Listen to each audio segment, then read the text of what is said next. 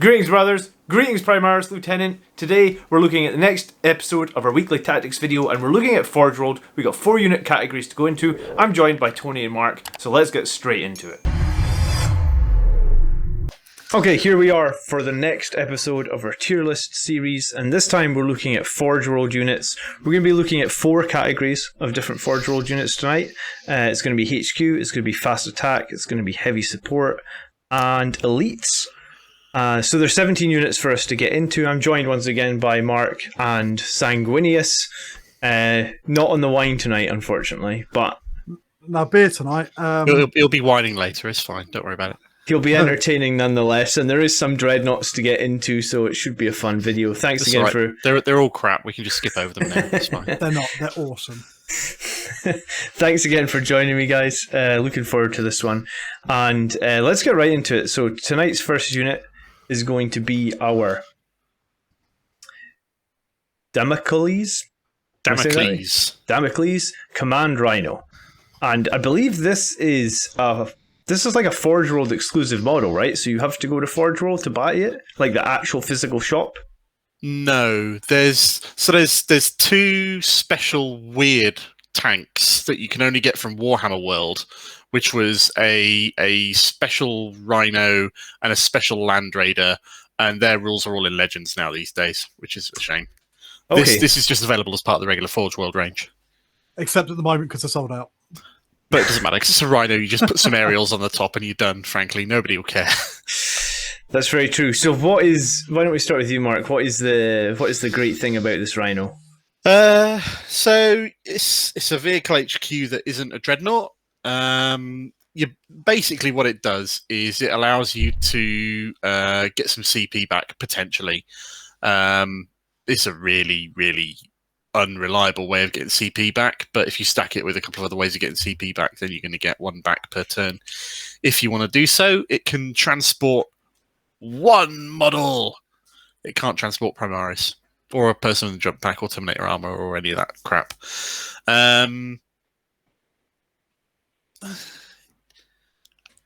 What does it do, really? It doesn't do very much. Yeah, that's what I was looking at. Command uplink aura. While a friendly unit is within 6 inches of the model, the unit is always considered to be in range of the following aura abilities of any Blood Angels units that are on the battlefield.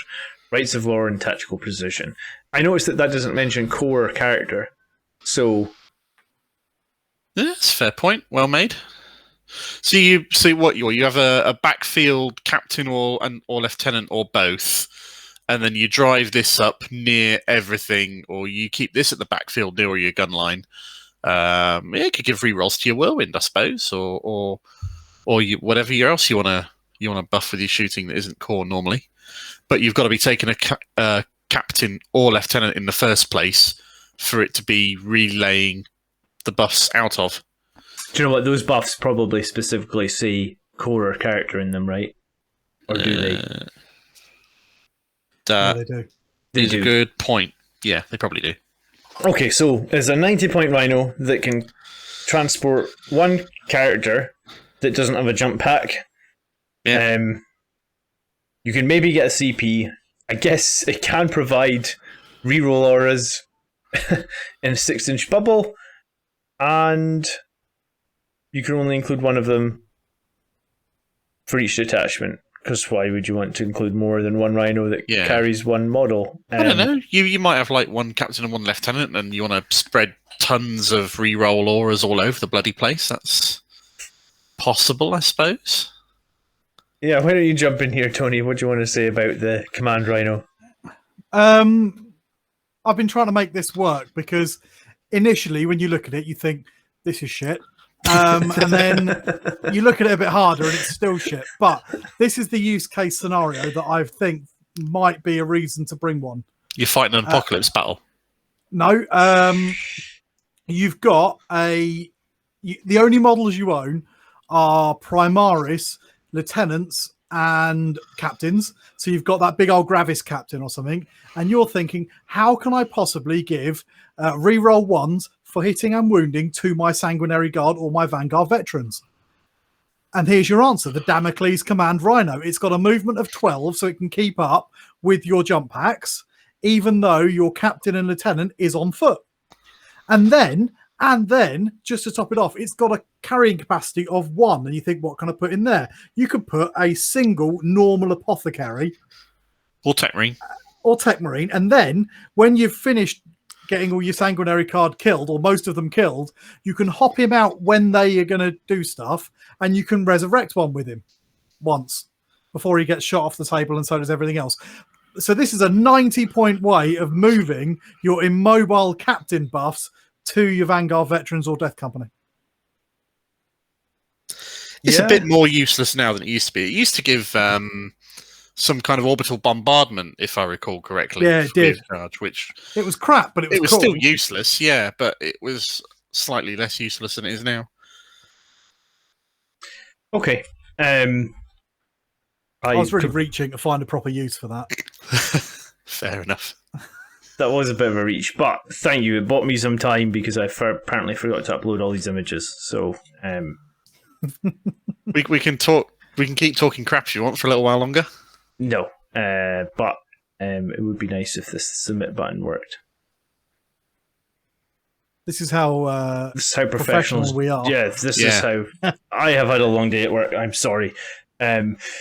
Okay, so I mean, let's put it where we think it goes, and hopefully, in the meantime, the tier maker will load up. I mean, it's yes, I guess there is a very, very edge case in that you could provide some reliable rerolls on a toughness 7, 10 wound Rhino in a bubble. That's literally all you could do with it, right? So you want to the only use you got with this is spreading around buffs. So either your lieutenant and or captain are running forwards and you want buffs on things in your back line, or your captain and lieutenant are hanging back and you want to send buffs forward, which is probably the wrong way around to be doing it with Blood Angels, but it is possible. So if you've got captain and or lieutenant, preferably both to get the most out of the spreading of the auras, you use this to sit backfield and buff your shooting. We don't have a lot of that. The shooting that we do have tends to be fairly mobile and catching up with things. We don't have a lot of backfield shooting that's core that can benefit from all this stuff, really. So nothing. Nah. Maybe I could see use for this in other armies, but just not for us, really. Sorry? Contemptor Dreads. If you're one of these people that's sitting there with your little Contemptor Dread Volkite Castle, you could cluster them around it and attack Marine. And I suppose you could use the Rhino to try and ablative wounds and also screen against some charges. If you use Thingy on the Dreadnought to give it reroll aura, is that exactly the same name reroll aura as Rites of Battle and Tactical Precision, or is it a different reroll aura? That is a good question. Because that it's Wisdom of the Ancient. That's an edge use, but it's Rites of Battle or Tactical Precision. So yes, it would work. Okay. So if you bring either a captain or a lieutenant, you could get the other buff out of a Dreadnought, and then this would spread both of them. So yeah, it's a little bit more efficiency, I suppose. Okay, so it's not totally bad, and I guess you could careful position of the Rhino. I guess could close off terrain and make it more difficult to be charged if you wanted to protect a unit as well. If you thought mine was a reach, that's a serious. I mean, that's why some people like the Outriders, right? Because they've got such big bases and they can try and use them to screen objectives or other units. I mean, okay, all right. C or where are you guys jumping in here? It's no higher than a C, and it's you're right. It's not quite completely useless. It's just pretty useless. It's not absolutely god awful useless, is it? You're not going to put it in an army without designing the army around making use of what it brings. Yeah, you're using it because you've got one of the models and you think they're cool. Okay. Basically. Okay, so and it is cool. It's a cool Rhino. I mean, back to your original thing of, I mean, whoever made the effort to put all these transfers or painted that on there is insane. So good props on this one to be found on Google. But I don't think. If I was doing that, I would have a Rhino with an empty turret at the back, and I'd put a raise back on it or a whirlwind on it or whatever the hell I wanted on the back just to transfer it around, and you'd have this really cool Rhino that could be whatever you wanted at any given moment. Yeah. Okay, so a C, we are both happy with that? Yeah, bottom end of C. That I know we haven't got anything else in C, but there's going to be things that are in C that are better. Okay. All right, let's move on to next to the Deredeo Dreadnought. And I actually don't own Deredeo. Do either of you guys? I'm going to cede the field, Tony. Hey. Only one. Yeah, What's well, that? Is that Volkites on it? yeah, Volkites. And the anti-air missiles, because I thought they That looked looks cooler. like Tau rail guns on the side. They're Volkites. They're I just like orange, so I thought I'd go with orange. So Yeah, I fair enough. went with that for Volkite weapons. So yes, I do own one, even though they are probably the least optimal dreadnought we can take as Blood Angels. Did you buy the Volkites this edition, or have you had them for a while? I bought them this edition, actually. I bought the Deredeo this edition. The Volkites are one of the later weapon options they released for this, if I recall correctly, when it first came out. They've been around for a while, but they're only Horus Heresy for a while. Okay, fair enough. I think Wikipedia has a typo in this. These Volkites aren't heavy 8 -2/2 damage, are they? Yeah, they are. Really? Yeah, they're pretty good. Okay, so... Oh, but you only take one of them, right? Yeah, that battery is both guns. Yes. Yeah. Okay. I'm with you. It's heavy 6. Heavy 6, strength 8, AP -2, 2 damage. So each gun would be heavy 3 if you wanted to look at it that way. Okay, so... The Deredeo is normally equipped with the autocannon and the twin heavy bolter, and then I guess we've got the option to get on the Volkites, which Volkites are kind of popular, I guess, because they're dishing out of mortal wounds, and the heavy bolter can be replaced with a heavy flamer, and then you can also put either, as you say, the anti-air missiles on there, or just the regular missile launcher. Both of them are 20 points extra. So Can you not give it the shield thing these days? that got removed in 8th edition, unfortunately. Oh no, that's a shame. Yeah, I think it's still in there, but only for Horus Heresy again. So 12 wounds, 5+ invulnerable save. I guess the one thing to say about it is it does get quite costly. Like if you do want to take those Volkites and you do take the missiles, you're at 220 points. So at that point, you're the same cost as a Leviathan Dreadnought. So let's start with you, Tony. You seem to know more about Deredeos. What do you think of the Deredeo? It's an interesting pick. It's got a lot of firepower.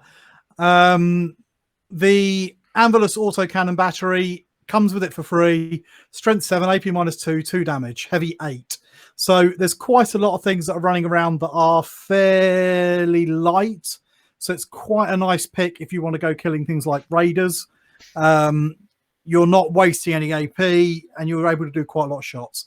It is very expensive. It's 190 points just base with the autocannons. And that's it. Like I said, it's quite expensive, but it does have core. Does it it? says without checking. No, it doesn't. It doesn't have core, but it does have that 5+ invuln, which is quite nice. Something that is worth a look at, and I think everyone's always auto dismissed them, are the las cannons. Now, las cannons are rubbish. I really don't rate them very highly at all, and the main reason for that is D6 damage. Except these ones. These ones got Cognis las cannons before it was cool. They've got D3+3 las cannons, and they don't cost any extra points. So they are only heavy 2, but that is a slightly better las cannon than you normally get. The 2 missile options, the little missiles, the Aeolus missile launcher is a heavy 3D3 weapon with blast, strength 6, AP -1, damage 1. It's a pretty good weapon if you just want to chew your way through hordes, but it is 20 points, which I think is, to be honest, just too many points. The air defense missiles are a bit niche. They're only heavy 1, but they are strength 9, D6 damage. Now, what I do like about them is they add 2 to your hit rolls when you shoot an aircraft, so you counteract the -1 and you still get your +1. So you hit an aircraft on a 2+, and you got D3+3 damage, which is quite nice. The only reason I've got that on there is I want to shoot down some tiger sharks with him. But so far, he has failed to do anything useful in any game I've ever played, ever. The Volkites are quite cool. Heavy 6 is quite nice. Strength 8 is nice. What's really special about these guys is they inflict 2 mortal wounds on the wound roll of a 6 rather than just 1, which can be very helpful if you're trying to kill things with feel no pain or -1 damage.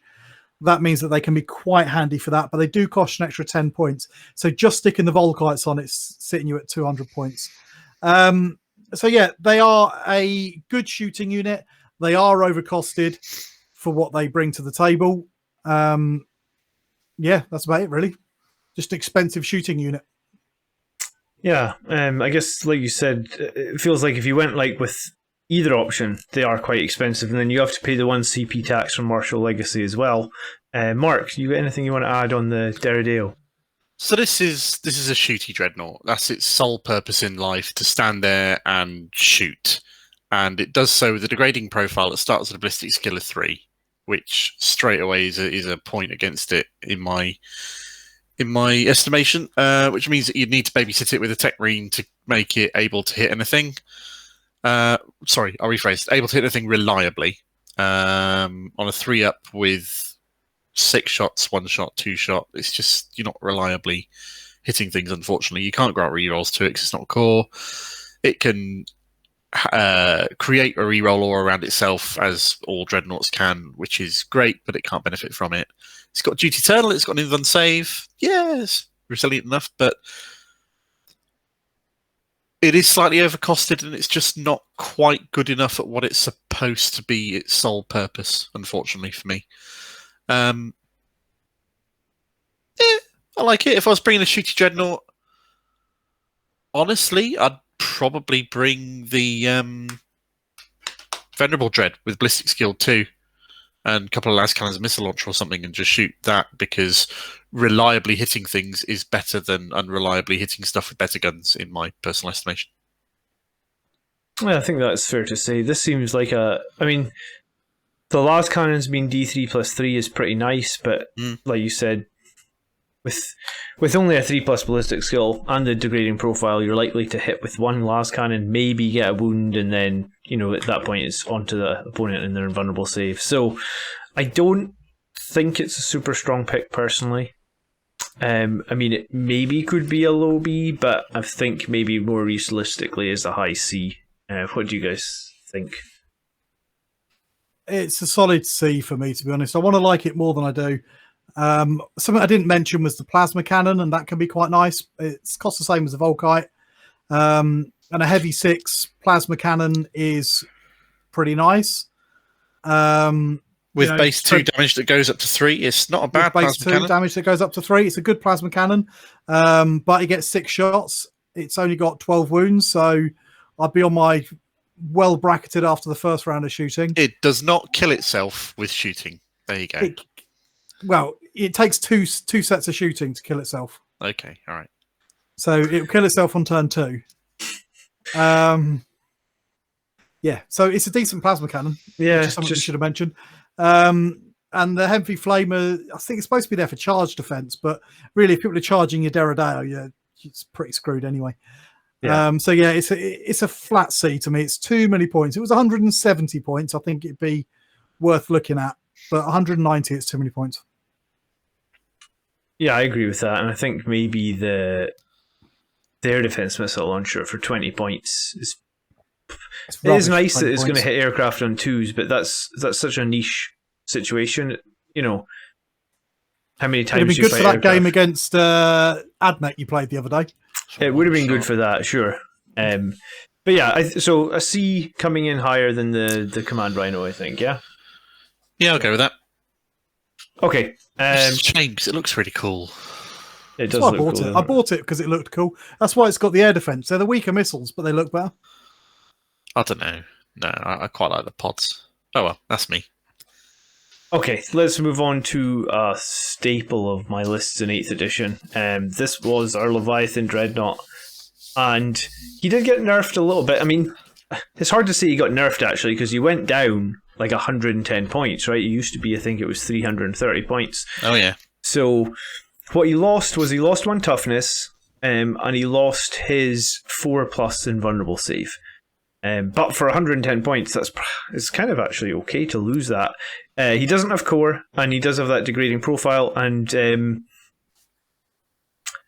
but I mean he does still have his 2+ save, and his weapons got increased in range. The grav flux is now 24 inches, and I believe the storm cannon is up to 36 inches, but you get some less shots on the storm cannon. It used to be heavy 10. So I think at 220 points, I mean, you still have to pay the CP tax for him as well. But And I guess some people... Oh, and also you can now take the Volkites rather than the Heavy Flamers. So if you don't feel like you need charge defense, you can take, 2 times Heavy 4, Strength 5, 0 AP, 2 damage Volkites. That's 6s, 2 mortal wounds. It's not 2 times that. It's a twin caliber count. Is this both? Is that right? Oh, no, it's 2 twin calibers. Yeah, you're right. My apologies. Sorry. That might actually just be a typo on their part. No, it's not. If you look at the model, here he is. If you look at the model, there's his Volkites. He's got 2 on each sidelet. Oh, okay. So it's heavy 8. But I mean, if you do that, you lose his Heavy Flamers, which are nice. If 2 Heavy Flamers is pretty decent charge defense. And if you're going to wade any Dreadnought into the middle of a fight, it's going to be this one. Exactly. So why don't you go first this time, Mark? What do you think of Leviathan right now?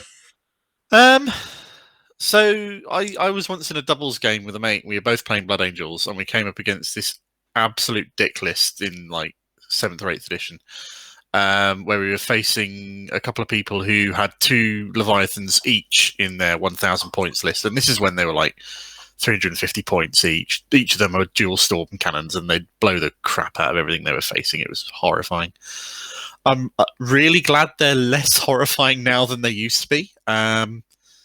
Previously, they were so powerful you'd base your entire army around them as the hammer or the anvil. Now, at 220 points plus a little bit of change here and there, they're far more takeable as a unit in an army, which is cool. They're a lot less ridiculously hard to kill, which is good, because when you faced them against Iron Hands, they were stupid.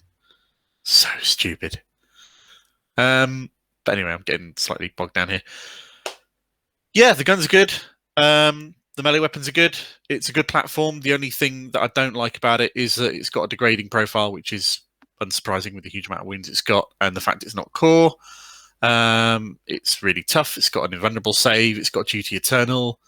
It doesn't get much tougher than this as far as Dreadnought's concerned.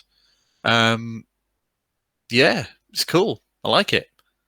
I actually think it's the most durable model that we can field as a Blood Angel, because the Duty Eternal with the 2+ and the built-in invulnerable save, Yeah. What do you think then, Tony? It's shit, right? I actually bought one of these on your recommendation. Okay. And then you immediately stopped running it, and I was like, was he just winding me up? It was quite expensive. So there's mine. As you can see, was that a drill and a grav, is it? Drill and a grav. And the Volkites. And it's got the Hunter Killer missiles on the top, but they're not Hunter Killer missiles. There's something else in Horus Heresy. But there's some Phosphex grenade jobby what's-it things. Yeah, it's the Phosphex bomb launcher. Anyway, I really like it.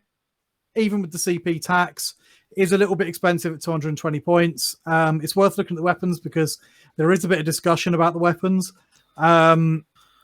I think they're reasonably balanced. They're all good at different things, and they're all pointed pretty appropriately. You screwed me up now. Look what you've done. You interrupt me and you lose my chain of thought. Oh no, what a shame. Guns. Yeah. The guns are all right, you were saying? Yeah, guns. No, I wasn't. I was talking about melee weapons. Melee weapons are all right. They're actually quite interesting. Siege Claw, Siege Drill. There's a little bit of debate about the two. The Siege Claw gives you the extra attack, flat damage 3, strength times 2, so it becomes pretty redundant. Actually, it doesn't, and I've been thinking about this, because strength 14 is a nice number to have, because it means you're wounding toughness 7 vehicles on a 2, but toughness 8 on a 3. But we are Blood Angels, which means that anything over strength 9, we're wounding anything in the game on a 2. Which is pretty handy, actually. On the charge. Which is pretty handy. Now, the Siege Claw, with its extra attack, actually works out as slightly less average damage than the Siege Drill against most targets. Which caught me unawares, because I did actually buy the Claw first, and then when that came out, it was, actually, and I bought the wrong one. I had to go and get a Drill. I'm a big fan of the Grav Flux Bombard. It's on the free weapon. Heavy 2d3 with blast, damage 2, damage 3 against 3+ armor, which is all your sisters, all your Space Marine and or variant of things in power armor, which is quite a big chunk of the game, really, to be honest. Yeah, and Death Guard. Death Guard as well. Death Guard, the new Thousand Suns, even things like Tau battle suits. People forget about those, but they're 3+ armor save, which makes it really, really nice. Strength 8, pretty good. It's going to be wounding most things on a 3. So it's a decent all-rounder gun. Now, I actually don't really like the Storm Cannon anymore. Now it's been dropped back a little bit. It costs an extra 10 points, and I really don't think it does. It should do. It's heavy 8, strength 7, AP -1, damage 2, which does make it quite good at killing light vehicles, so things like raiders and that again. But it's an extra 10 points. It's like heavy 8. Your only weapons, ballistic skill 3+. So you're going to hit with 6 shots. You're probably wounding on a 3 or a 4. So you're going to get 3 or 4 shots through. So you're going to do 6 or 8 damage, assuming they haven't got any save. And at -1, they probably have. So you're probably only going to get about 4 damage through with that. And that's not enough considering it costs an extra 10 points. So I think the Storm Cannon it should certainly be free. And even then, I think I'd probably stick with the Grav Flux. A Cyclonic Melter Lance is a little bit more interesting. There's a couple of things I don't like about it, but I'll start with the things that I do. 1, strength 9, which is rare for a melter gun because that extra point of strength means you're wounding toughness 8 vehicles on a 3+, which is really, really important. One of the downsides to melter spam is if you start running up against toughness 8 vehicles. Now, blast is quite nice. What I don't like is heavy D6 because you're not going to be shooting at that many infantry squads that are going to bring blasters coming into effect. It's unlikely because you've only got the 18-inch range, and I really don't like the D6 damage. I know it's a melter gun. All melter guns are D6 or D6 +2. The D6 +2 is only going to come in when you're within 9 inches of your opponent. And I just think that 20 points for that is way too many points. If it was maybe 10 points, then I might think it was an alternative. But really, I'm sticking with the Grav Flux. I think the argument more people are making is whether you go dual gun. That's something we're going to talk about a little bit later. I don't like doing that because I like to be able to hit things in melee. We're a Blood Angel. We like hitting things in melee. The last thing to talk about is the Volkite Calivers and the Heavy Flamers.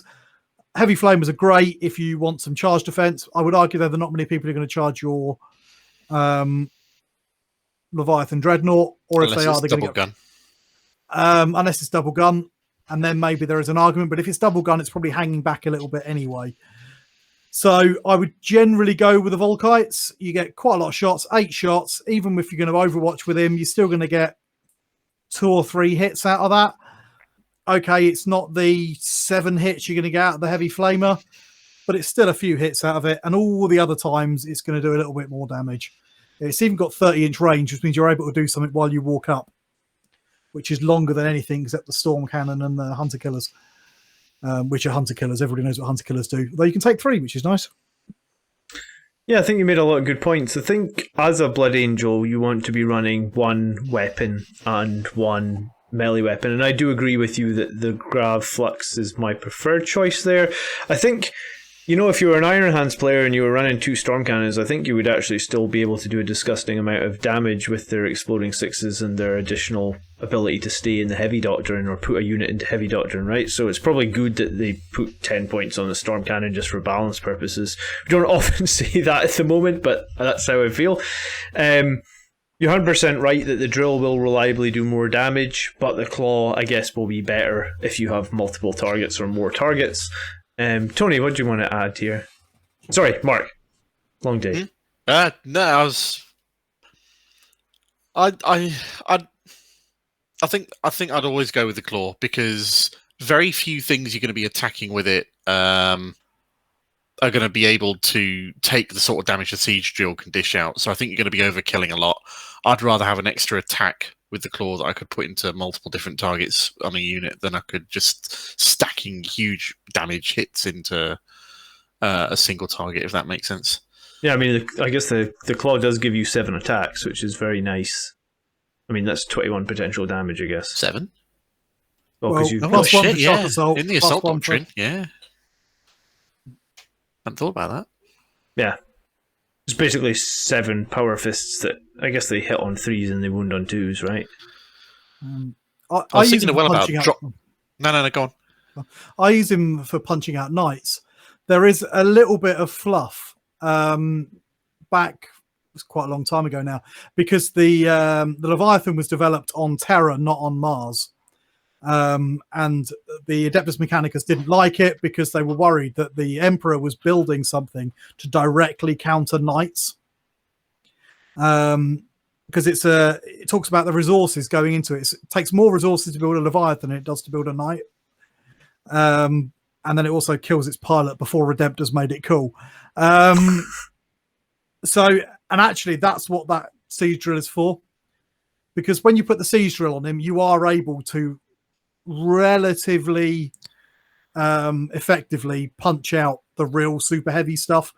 You can go toe to toe with a knight and kill it. Whereas with auto with the, damage of 6, that makes sense. with the auto damage of 6.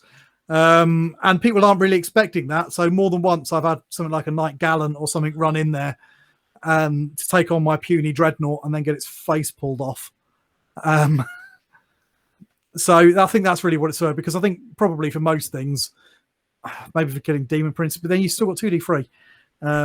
Yeah, 2d3 is at an average of 4, so 2d3 is an average of 4. You get the melter gun free with the claw or the siege drill as well. That's kind of cool. Yeah, you get a melter gun Yeah, free. it's in there. We should have mentioned that. Yeah.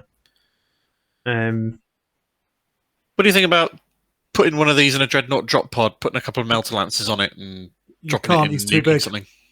You Too can't. many, He's too big. many wounds, I believe. Right. What, even Yeah. a Dreadnought drop pod? Dreadnought drop pods can only carry, I believe, up to 10 wounds, but I will double check that. We're the biggest coming you to can put that in one in a is minute. no, he's not in this. We're not doing Dreadnought drop pod today. Nah, it's dedicated transport. That's next time. I see. But no, I think it's 10 wounds. Yeah, I will you're right. double check it. It's got the same restriction as Storm Raven. You're absolutely right. Yeah, Yeah, so it can only, the biggest it can carry is a Contemptor. that's a shame. All right, scrap that plan then. Sorry. No. Otherwise, I would be doing that. But yeah. I mean, Leviathan Dreads are very good. I think there's an argument for both the drill and the claw. I mean, I think we've covered most Claw. of the guns.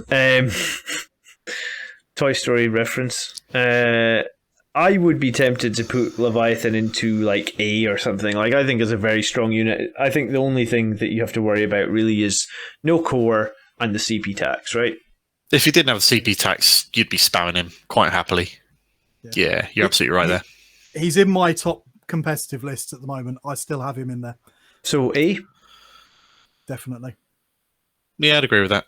He's not S because he has got the CP tax and he hasn't got core. Tony? Yeah? I've owned one for years since the model came out, and I've never once fielded it. I used to field mine a lot with the Judas ER. I thought that was such a... Before, when he had the 6-inch temper mortars, that was such a broken play. Like... Yeah, it's fair. They nerfed that pretty quick, didn't they? Yeah, it was... yeah, I mean, funny how they managed to nerf their marine stuff inside a month, right? I wish we could still take the... Well, still. I wish we could take the assault cannons on it. I've still got mine. I've painted them just in case they change their mind and say, actually, you can add them on there. They never did that at all, did they? No, that would be They nice. look so cool. It's basically got those nipples from Austin Powers. You know the ones with the machine guns in? That and the jump pack claw dreadnought that we never got. No. Oh, well. Maybe one day. All right, let's move on. Relic Contemptors are up next. And I guess Relic Contemptors have become very popular recently because of the twin Volkite coverings that they can take. They are, 9 wounds, so they don't degrade. They have that 5+ invulnerable save. They actually come in at 140 points, which is pretty decent. Obviously, you've got the CP tax there as well, but if you take the twin Volkite coverings, I think then you're at 150 points, which again, I think is pretty decent. I guess the question here is, and we've definitely seen it, because the list that we went over on the channel a few weeks ago, Chris Chance's competitive list that came like 7th in that GT, he was running 2 of these with 2 sets of twin Volkite coverings, and he was also taking the Cyclone missile launcher on them, putting them at 175 points each. And he said, when I interviewed him, that most of the time he was using the cyclone missiles with frag missiles to just blast out hordes and stuff. So, I mean, if you think about it that way, you're getting 16 shots from the Volkites, 6s are doing mortal wounds, and then you're getting potentially up to 12 shots from your frag. So in terms of like just anti-horde, running 2 of these is actually kind of really, really strong. And I think when I spoke to him about it as well, he said that he usually found that each shooting phase, each Dreadnought was doing between like 4 and 5 mortal wounds. So, Mark, why don't you jump in first on the Relic Contemptor? It's the same as the other Contemptor that is in the basic codex, but costs a CP more and has all of the weapons options in the world. There's one additional thing you didn't mention, John, which is this one does have core, which is nice, so that it can benefit from the rerolls and give itself its rerolls, which is always tasty. Christ, it can take bloody everything, can't it? There's all of the weapon options in the world on this one. Would you want to take the Plasma Blaster? Probably not. Would you want to take the Conversion Beam Cannon? You're not going to be fighting anything at 48-inch range these days, are you? You're not going to line. You're never going to get the long range profile on that in today's board sizes, which is a shame. I really rate the Cyclone missile launchers because they're flexible. They can take on armor or hordes, which is very nice and valuable, rather than just take something that is focused on one particular target or not. So the synergies that it has with the Volkite Culverin, the Volkite Culverin is inherently something that takes on large amounts of enemy units, but the Mortal Wounds makes it able to do damage to armor as well at the same time, which is brilliant synergy. Whoever came up with that combo in the first place, well, I tip my hat to you, sir, or ma'am, quite happily. Good range on the covering as well, actually. It's the Plasma Blaster is one of those little things that's inside the hand, isn't it? That's not a main. Yeah, that's not a main plasma cannon gun, is it? It's a replacement for the Storm Bolter. Oh yeah, that's right. At which point, yeah, well, for 5 points, that's better than a kick in the teeth, I suppose. Yeah, it's okay. Heavy plasma cannon. D3 shots is a bit crap, really, but I suppose it doesn't cost any extra points on top of things. The Carrier's Pattern Assault Cannon, it's as good as it was on the other platform where we reviewed it, which is not that great, really. The Multi-Melter, exactly the same as we reviewed it on the other one, which is useful, but not great on this platform, really. Twin Auto Cannon would be nice. 15 points is a bit expensive for what it's doing, though, especially compared to the Carrier's Assault Cannon. Greater range, greater damage. Heavy Bolter's all right. I mean, if you put 2 twin Heavy Bolters on this in an Imperial Fists army, it pumps out some stuff, but we're not Imperial Fists, so I don't care. Twin Last Cannon's fairly pointless because of the D6 damage. Your Volkite's good, as you've said. We do have the options to give this Dreadnought close combat weapons as well, I believe, so you could give it... Yeah, both the Chain Fist and the combat weapon. Yeah, none of those appear to grant extra attacks. No.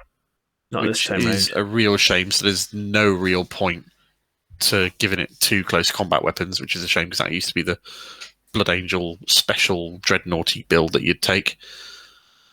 There's a huge amount of attention on this with the Volkite and the Cyclone missile launcher. It's been taken all over the place for being effective and powerful, and you can totally understand why. It's great. It's cheap. It may well only be a 3+ ballistic skill, but it doesn't degrade, so it'll be that the whole way. And you can give it rerolls, which will negate it. As a shooting platform, there are a few better that we could take, really. Even in our army.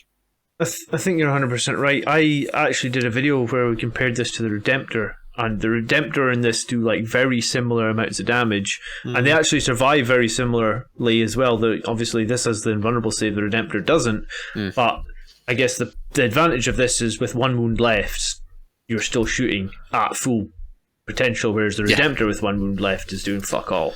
And the fact it comes, as you said, with a built-in invulnerable save is just a little bit of extra icing on the cake, really. Yeah. All right, Tony, Relic Contemptors. It's a bit shit, really.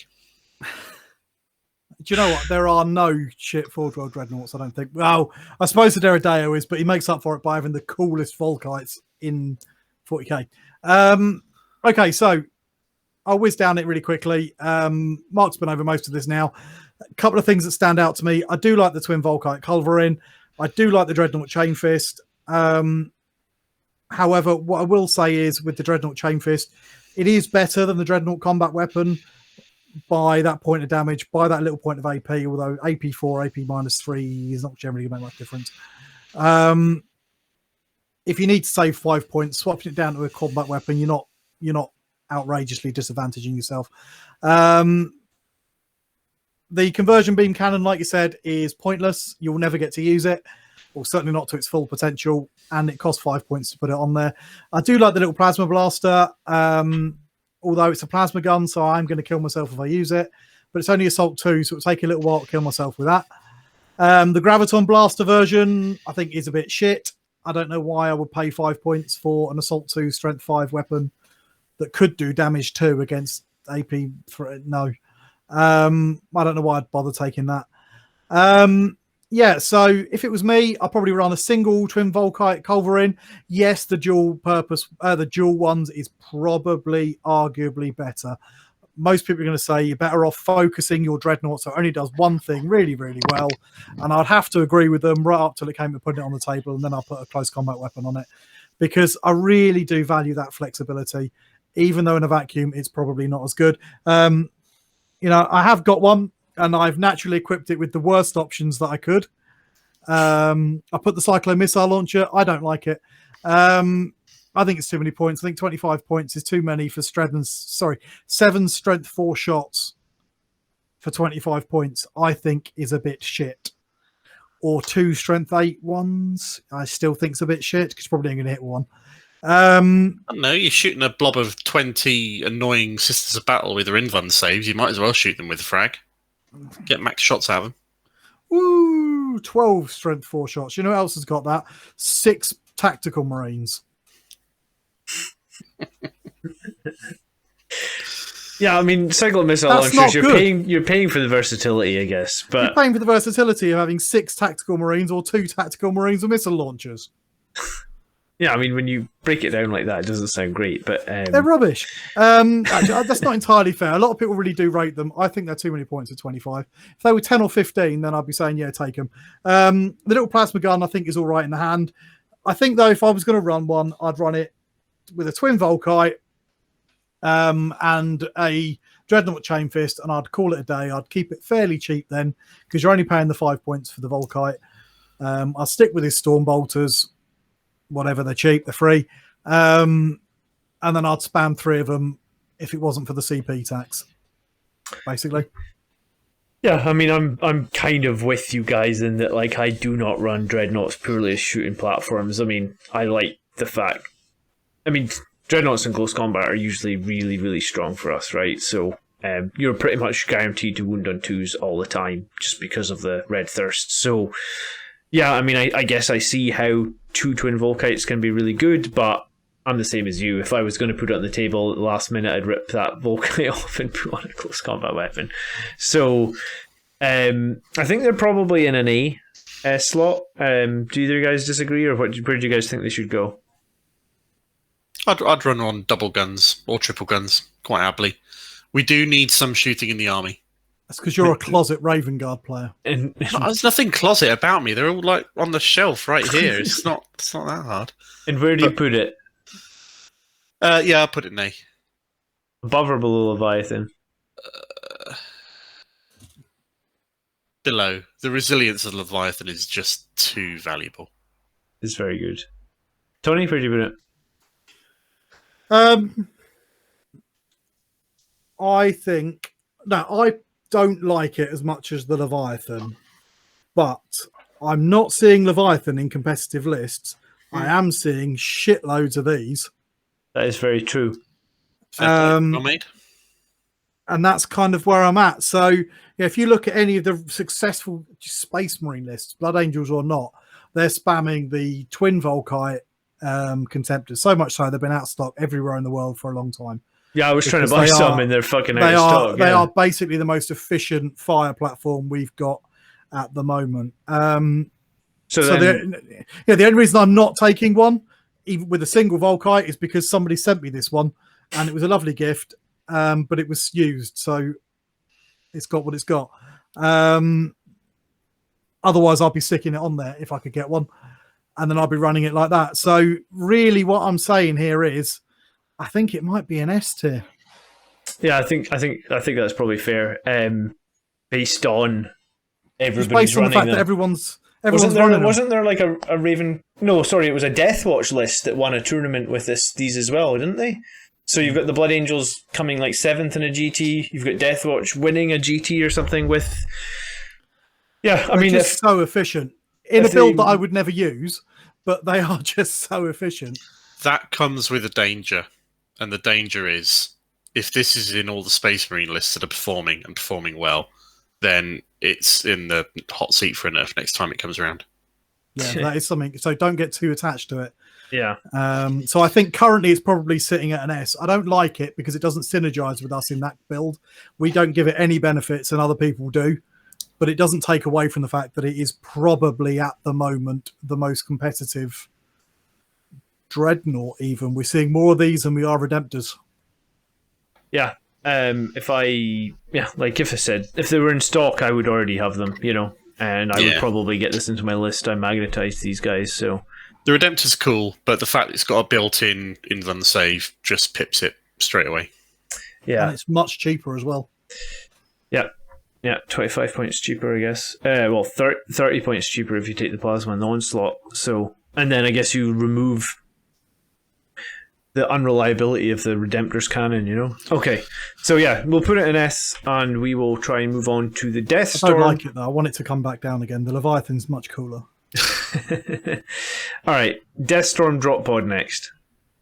And can I take this one? Yeah, go for it. It's shit.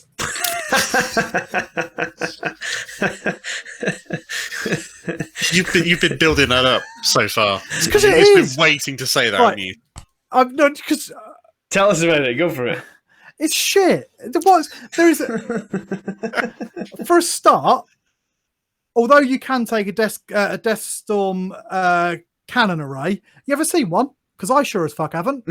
I've never seen one. I don't even know what it looks like. I don't think they've ever made one. There was on that picture that John literally just this second had up for it. That's got the missile launcher, is it? No, that's your salt cannons popping out of it.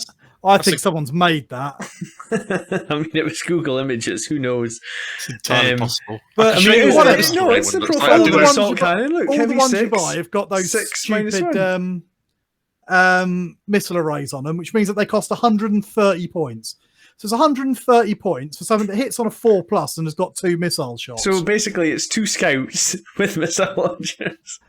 Yeah, I mean, what could you use it for? Let's be slightly more objective now. You could drop it down onto some sort of objective, and then you've got a fairly shit toughness 6, 8 wound model that can't move with a crap gun on an objective for 130 points. I mean, isn't a Razorback basically the exact same thing? For cheaper. Yeah, so...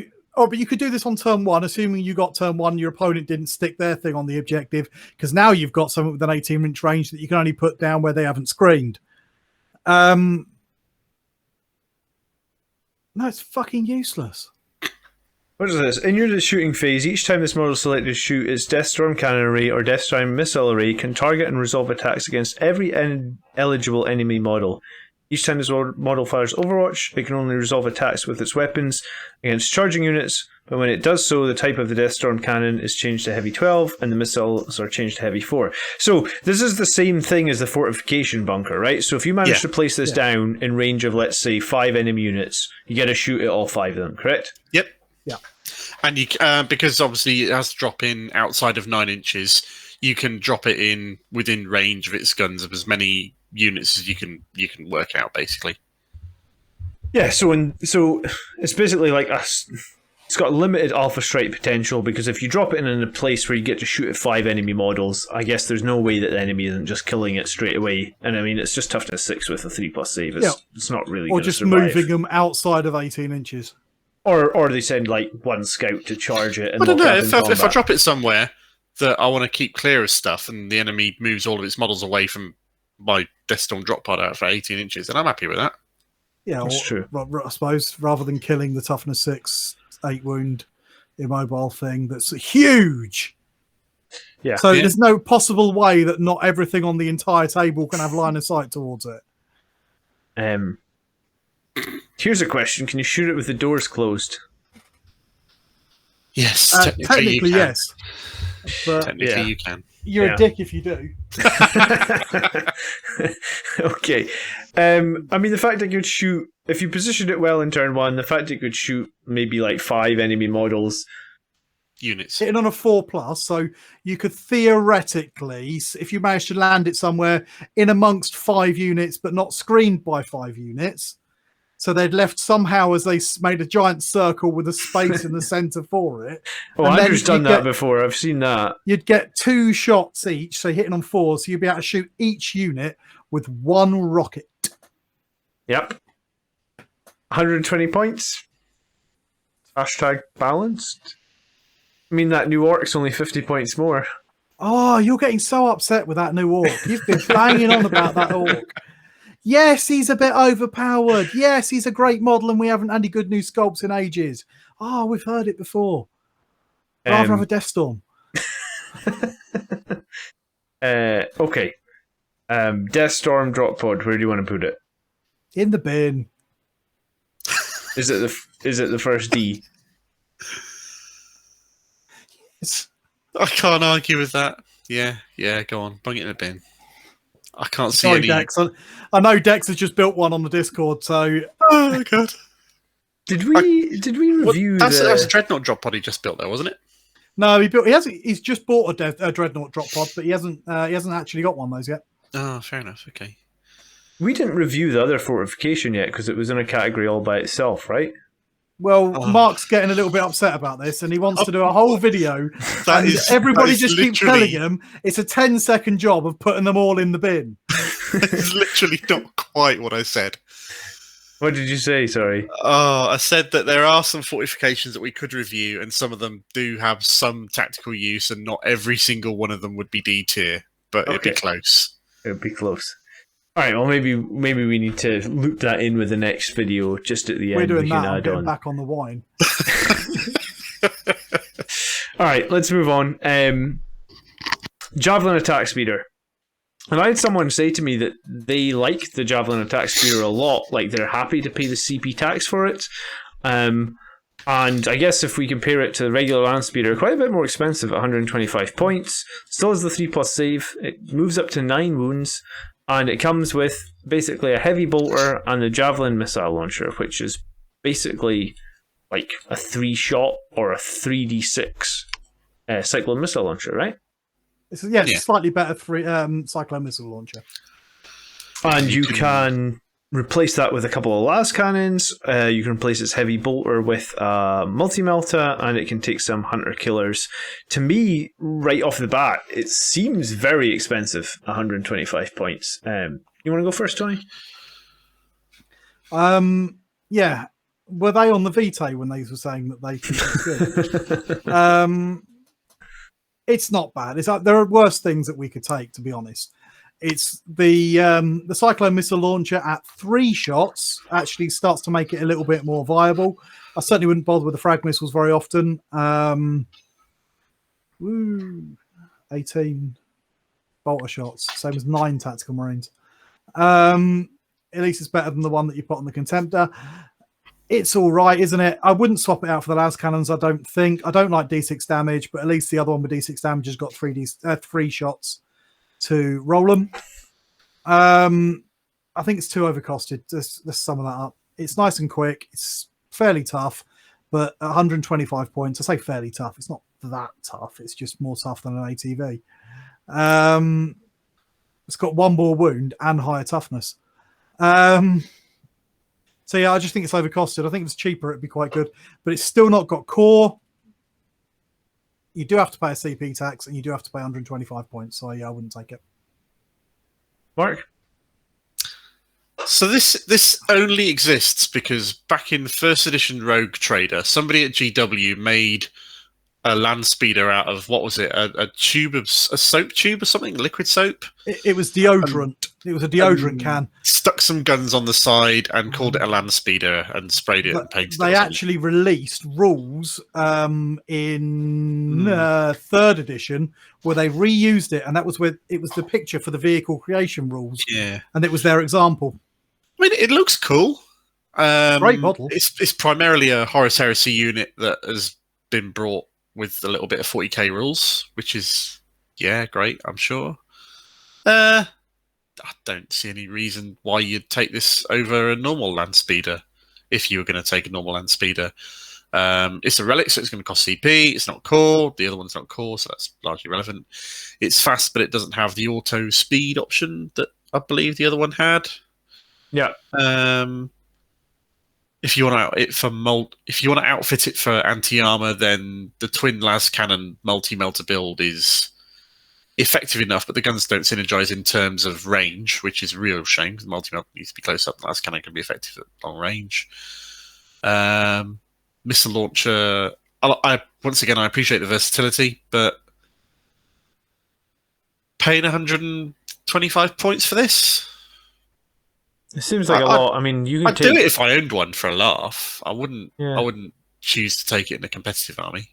If you threw the multi-melt on here and you get it to 135 points, if you think about it, you take 2 regular land speeders with multi-meltas for this 140 points, right? Yeah. So what's going to be better in your army? 2 regular land speeders, I think toughness 6, wound 6, and each with a multi-melta over this, and Absolutely. this is costing you 1 CP as well. So I don't think it's total dumpster tier, but it's close. Yeah.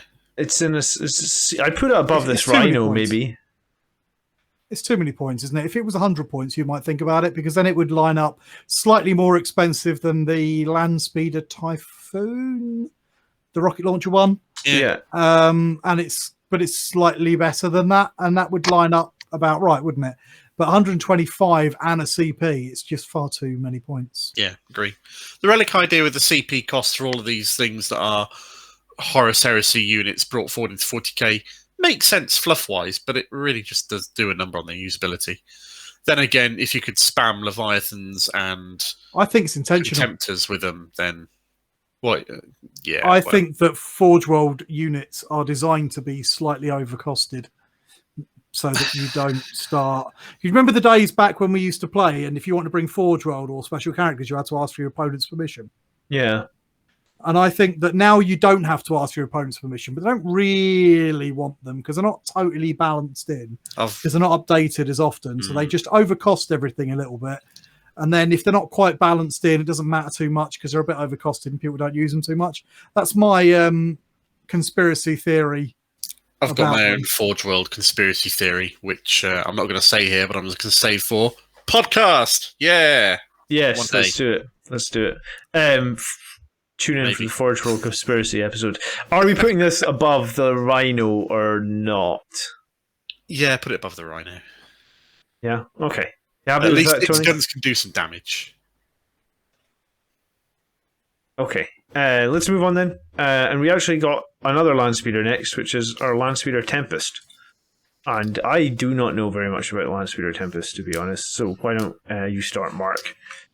It looks really cool. It's like a jet fighter version of a land speeder, which is all well and good. It's bloody expensive again. Your rocket launchers are, again, you're looking at the same sort of profile that you've got with a Cyclone missile launcher with minor tweaks. It's got, 1 point more AP on each of them. Yeah, that looks like it, yeah. Big deal. An assault cannon, it's got no flexibility in the loadout, so if you're taking it, then you're taking it for exactly what it can do and nothing else. Do I want to pay 115 points for an assault cannon and a missile launcher that's kind of mobile and resilient-ish? Not really. I mean, I guess it doesn't have the martial legacy, but I feel like this is very similar to the Typhoon, right? Very similar. With less range. But a slightly better gun than the heavy bolter. Yeah. A lot more points, though. Well, yeah, Just it's a lot more points, isn't it? It's 20 or 30 more points. five more points, right? Just How five. much is the land speeder tornado? I think it's 100. The, Off the top the of my head. Typhoon is the missile launcher one. Yeah, the Typhoon's the missile launcher and the heavy bolter for 110, and this is a And slightly the- better missile launcher and an assault cannon for 105. Oh, sorry, 115, so 5 more. So I guess if you put them side by side, this is probably the better choice. You're paying 5 more points for... A slightly better missile launcher and a bigger main gun. I suppose the Rangers synergize a little bit better than some other things. It's not Yeah. bad. It's a very cool model. It is a cool model. I'm sure they used to have it in the fluff before the Interceptors, as this was the Space Marine kind of like Interceptor. Yeah, thing, it had and this then they- special ability where it could be a flyer for a turn and it upped its movement to something like 32 or Yeah, I'm something sure like there's something there. I don't know where you got that picture from. I wonder if Google. I'm sure I've seen someone's. I reckon that might belong to another YouTuber. that. I'm fairly pretty sure it sure does. I've- And I'm not going to say his name out Yeah, loud I'm here. pretty sure that you've just nicked another YouTuber's Picture. model for this video, John. Well, you just click here and it gives you all the Google images of... I You could use know. a different one. Is this not the Um, old one? That's the Proteus. It's so cool, isn't it? I remember the old metal model that looked like that. Oh, God. That's because I'm old. Yeah, I like it actually. I think I like the land speeder Tempest. I do think it's a little bit overcosted. I would take it over the Typhoon because I think the Typhoon looks shit and is overcosted. And this is slightly better for only a very slightly more points. But for me, land speeders are throwaway disposable units, and then I want them as cheap as possible. So I think it's still a little overcosted because I think all of the expensive land speeders are a bit overcosted. I mean, Yes. I've not really put that much thought into it because I've never really seen a spot for it in my armies. So, yeah. I mean, I think it just falls in behind the other land speeder. I mean, if you I think it's better than the other one. Yeah, I was going to say, I think it's better than the other one just because it doesn't have the CP tax, right? The points cost is a little bit better as well. Yeah. It's cheaper, got no CP tax. Still got a decent amount of firepower. Yeah. Yeah, I think it's something better like than the that. other You have Yeah, one. I'm not sure if it's better than the Deredeo or not. Of course it's not better than Deredeo. What am I talking about? No, I don't think it is. Even with the Deredeo a bit more expensive, I mean, you'll lose these land speeders and one multi-melt shot can take them out. I don't, Somebody's yeah, gonna fire totally. at them. yeah. All right. Next up then is us. We're moving into the heavy support section, and I guess we start heavy support with the Land Raider Achilles. Martin, do you want to start with Achilles? I love this tank. Well then, It- perfect. it's- You start with it. It's just so nice. And once again, as with so many things in the Forge World book right now, it is not the beast that it used to be, which is a real shame because it was an utter beast on a par with the Leviathan. It used to have a 4-up one, it's now down to 5-up. It's tough to say 2-ups armor saves, degrading armor profile that you get with a Land Raider. It can carry, 5, 6 people? Yeah, 6 people. So you could put an assault squad in it or something if you wanted to, provided they didn't have a jump pack. You could scare some people with put some Death Company on foot in it if you wanted to. That could be funny. It's a really nice fire support tank. I like it. The amount of multi-melters it carries, which is 4 multi-melters in total? And the quad launcher is kind of like another multi-melter as well. Yeah.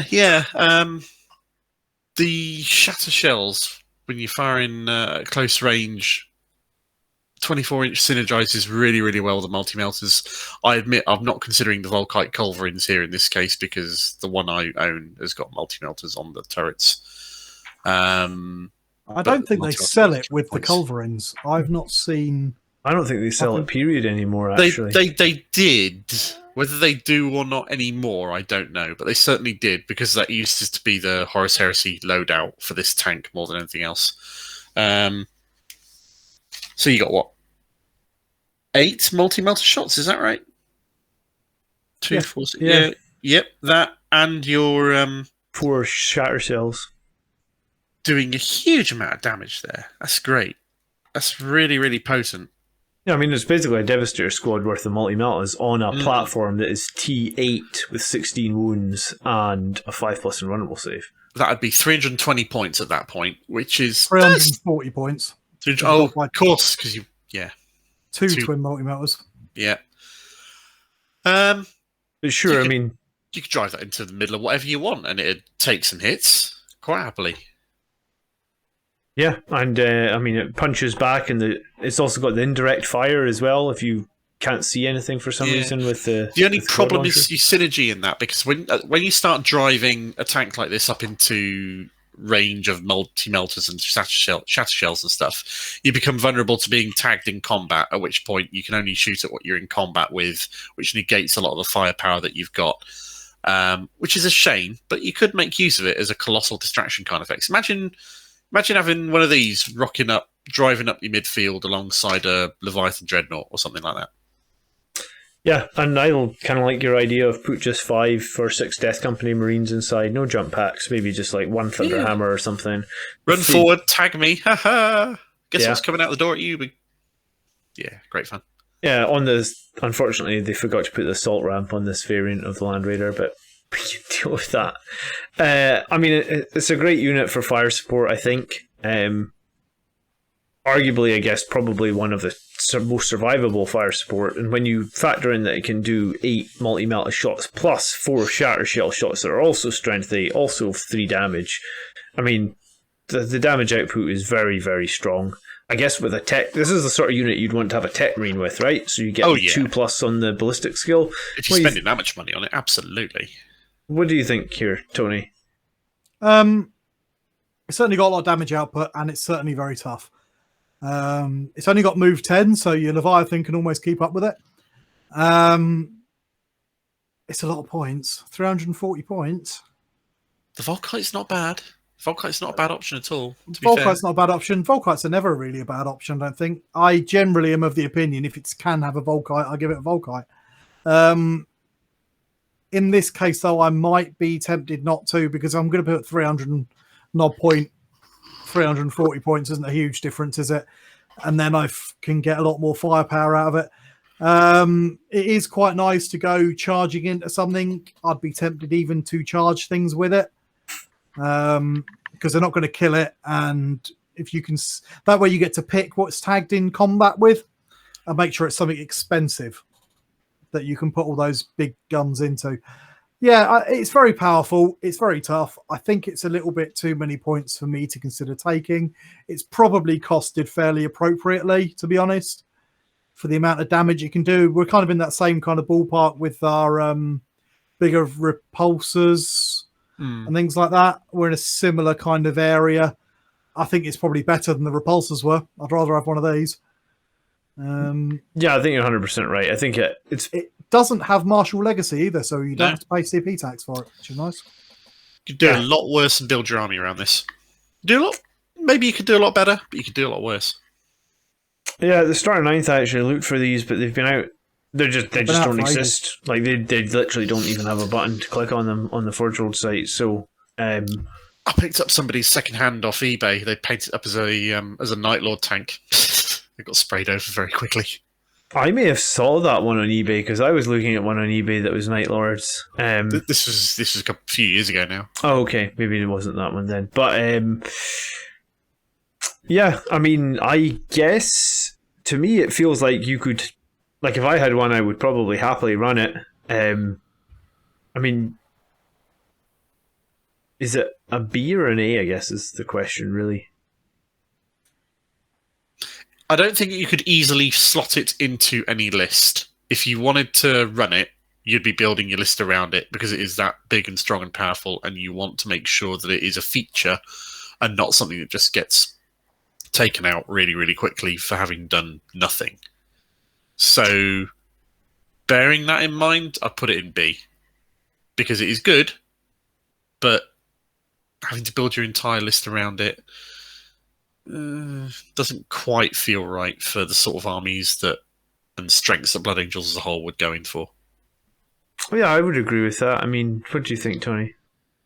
Yeah, it's a B for me. I mean, it's more or less 20% of your army.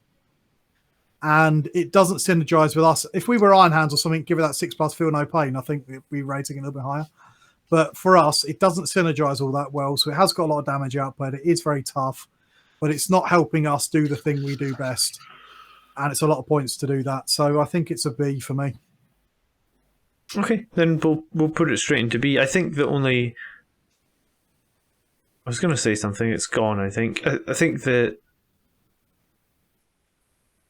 if it comes back, we will try in there. But yeah, I mean, I like it, for sure. And I think it... That's what I was going to say. I played against Andrew's Iron Hands, and he had 2 drop pods full of multi-melta guys, and he drops them down in turn 1, and when I was running with Super Heavy, that was his counter to try and drop everything and just put all the multi-meltas into the falchion in turn 1, and the falchion was 26 wounds and toughness 8, so 10 more wounds than this, but no invulnerable save, and he did actually manage to kill that in the very first turn with all those drop pods. So I guess, like, the invulnerable save will help here, but I guess, like, the enemy could commit, a heavy shooting army could possibly commit and take it out in turn 1, which is going to be hard to hide. It's a Land Raider. They're generally bigger than any single piece of terrain on the board as well, you know? Yep. So, yeah, I think you're probably right with the B. There's a lot of those Cognis las cannons and dark lances and this sort of stuff floating about. Yeah, it's a fair point. This one's painted beautifully again. This one was from Google. That's fantastic, isn't it? That looks so nice. Okay, this is the Land Raider Proteus, and it is a bit more of a transport, but it also has invulnerable save. Why don't you start with this one, Tony? I love this guy. Maybe not from a game point of view, but from a fact that the original Land Raiders were this. This was the original, the first plastic kit. I believe it was the first plastic vehicle. It was between this and the original Rhino. They came out very, very close to each other for a long time. They were the only tanks that Space Marines could have.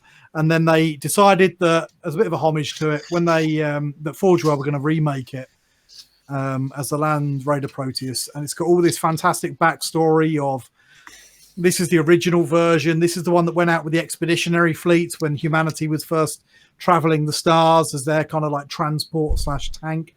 And that's really, really cool. Onto modern day 40k, it's 235 points, which makes it a bit cheaper than a normal Land Raider. For that, it loses a couple of those heavy bolters. And transport capacity. No, it's got the same transport capacity as your standard Land Raider. Standard has 12, does it not? No, 10. I might be wrong, though, so wait for the comments to have gone ballistic. I think you're right. My apologies. So yeah, it's a decent enough transport. It doesn't synergize great because las cannons aren't things you want to get up close. One thing I do find interesting is the Explorator Array, which is quite a nice little nod to its original use, which basically gives it the kind of like Infiltrator special rule where you can't set up within 12. And you can't drop things down. So you could, although it'd be expensive, you could use this as a backfield holding unit with its couple of las cannons. And then you've got your Infiltrator kind of deep strike denial, so they can't drop down and charge it. And it can do its damage. It is a bit expensive for that. Oh, that's where I got the reduced transport capacity from. Yeah, okay, if you give it that, it loses a bit of transport capacity. But if you're doing that, you're probably using it as a gunboat anyway. And then that's less of an issue. I just think it's a bit too expensive to do that. You can pay another 15 points to make it an armored Proteus, which is an even cooler model. Which is not a bad shout either, giving it an invuln save. Oh, absolutely not, yeah. Or you could go nuts. You could give it its twin heavy bolters back. You could say back, but you give it the twin heavy bolters like the standard Land Raider. That brings it up to the same cost as a normal Land Raider because it's more or less identical, except that it's a relic. Then you could stick some heavy armor to give it a invul. So now you're looking at a 280 point Land Raider with an invul, maybe. That's not awful, but it is too many points. I mean, Land Raiders are a bit overcosted at the best of times, and so's this. I like the fact that you can give it an invulnerable save. I guess that's a big weakness with a lot of the tanks that we have at the moment, right? That like none of them have invulnerable saves. I I think it's fairly costed for that invulnerable save as well. I think 15 points is a reasonable on a big expensive unit like that. Yeah, I mean, you could, like you said, you could give it back its heavy bolters, and you could even go, or you could give it like the multi melta as well, right? As another option, and you could run it as a transporter for like 5 Sanguinary Guard or 5 Vanguard Vets with claws or something. Or I mean, we talked before about putting Centurions. Good way to get Centurions up the board if you've got a Land Raider with invulnerable save, right? Yeah, you can only get a unit of 3 in them though, so you can't go full Centurion Death Blob like you could do with the Crusader. Sure, I mean, I think 3 Centurions, they not to be sniffed at. Yeah, they generally, if they get in melee combat, they generally just destroy whoever they're in combat with. I probably wouldn't put them in a platform with twin las cannons on it though. Well, yeah, I mean, to get them tagged. That is what it is, I guess. I mean, if they do tag it and the Centurions are coming out, whatever's tagging it isn't going to be there, I guess, after the Centurions have had their way, right? So, yeah, it's a strange one. I reckon I'd probably put it in somewhere like B as well. Like, I don't know if you have to build your list around it as much as the previous Achilles, but like I think it could. I think if you really wanted to get something across the board with the invulnerable save, you could do that. Especially invulnerable save. If you give it the invulnerable save, then you're saving yourself 15 points. Is it 265, isn't it, for the normal one? You're saving 15 points, but you're losing a twin heavy bolter and gaining an invuln save. So if you're going to bring a Land Raider anyway, this is not a bad one to do. But if you weren't going to bring a Land Raider before, I don't think this would change your mind. Yeah, I mean, if you think about it, I think that's actually very, like, I would drop the twin heavy bolter on my Land Raider. I think to give it a 5+ invulnerable save all day, because I mean the point of this unit, I guess, would be and save 15 points. Yeah, the point of this unit would be to bring some fire support, which it does with its las cannon, survive, which it would do with invulnerable save, and then unload 10 infantry or 3 Centurions or some Terminators. And to be fair, it does come with 1 heavy bolter for free. So you're just actually dropping 1 heavy bolter from the standard Land Raider for 15 points. That's a pintle-mounted heavy bolter. Yeah, but it comes with that. That's why it's got no points cost. Yeah. They're all pintle-mounted. That's very true. Okay, so yeah, this is the Land Raider that you want to buy, and it's apparently in stock on Forge World, so go spend £100 exactly. What a bargain. Want to buy is pushing it a little bit. I think overall competitiveness, I think the Crusader is still probably the better one. If I owned one, I might field this for a laugh every now and then, but I can't see myself building a space or a role for it in a competitive list. I love the model. Yeah, so where do you guys rate it? B. Top C. Top C and B from you, Tony, was that? Yeah. Lower B, I think, for me. Yeah, I think. All right, I'm going to side with Tony on this one. I think B. I think what you said, Mark. If you think that you might field it every now and then for fun, then I think probably it's bad. It's not crap, right? Yeah. Or not bad. Maybe B should be NB, not bad. Okay, let's go on to next the Rapier Carrier, and I think the Rapier Carrier was okay in 8th edition. I think it is shit in 9th edition. You're not wrong. You're really not wrong. Haven't you got loads of these, Mark? I'm sure you said that. I've got 3 of these bad boys. Yeah. I bought them because I bought them all with quad launchers for the mortars. And they were my backfield range support, where I'd put a captain and lieutenant with them, and I would use them to clear out whatever screen I was facing as a really, really cheap platform for indirect fire that would just kill things that my jump captain could then just jump forwards, 3d6 charge stuff and nuke it. And it was great. And now they're not core, then I'm not interested. What else did they change? Because they took, I think they took some AP off the the Thunderfire shells, did they? They made the Thunderfire shells weaker. In 8th, they hit hard. I think it was. I want to say strength 5. They weren't much stronger than this. If they were a little bit stronger because the Thunderfire. So when they nerfed the Thunderfire cannon, they made it hit never hard. had the same. This never had the same power as Thunderfire cannon. It was always a little bit worse. Okay, but now it is what 110 points. It's really expensive for what it does. You can't even use the Thunderfire cannon strat with it. Having said that, 75 points for heavy 12 quad heavy bolter of these doesn't suck. Yeah, I mean I think that's how you'd have to run it, right, to get value out of it, because the laser destroyer is. Yeah, because the graviton cannon does suck. Yeah, it does. The laser destroyer is not bad because you look at the D3 plus 3 damage, but you got an extra 35 points on top to have it. Which it's a pretty big gun though, heavy 3, strength 10, but it's going to get killed really quick. Yeah, it's on such a squashy platform. You're not wrong. Yeah, I'm trying to compare it to that new Fire Strike turret. Yeah, that's exactly what I was thinking. It's a direct comparison to that. Obviously, this can move a little bit further, a whole 1 inch further. Yeah, the Fire Strike did have the 2+ ballistic skill, which was nice. Yeah, but the Twin Las Talon on the Fire Strike only being 24 inch seems like an oversight, right? Points for that as well, which means that I'd actually rather have this with the laser destroyer than the Fire Strike with the Twin Las Talon. It's got better range. It's got an extra shot, I think. No, it's got one less shot. Sorry, one less shot. But it does have the more reliable but it hits damage. Harder. It's got more reliable. It's got better AP. Costs less points. A lot less points.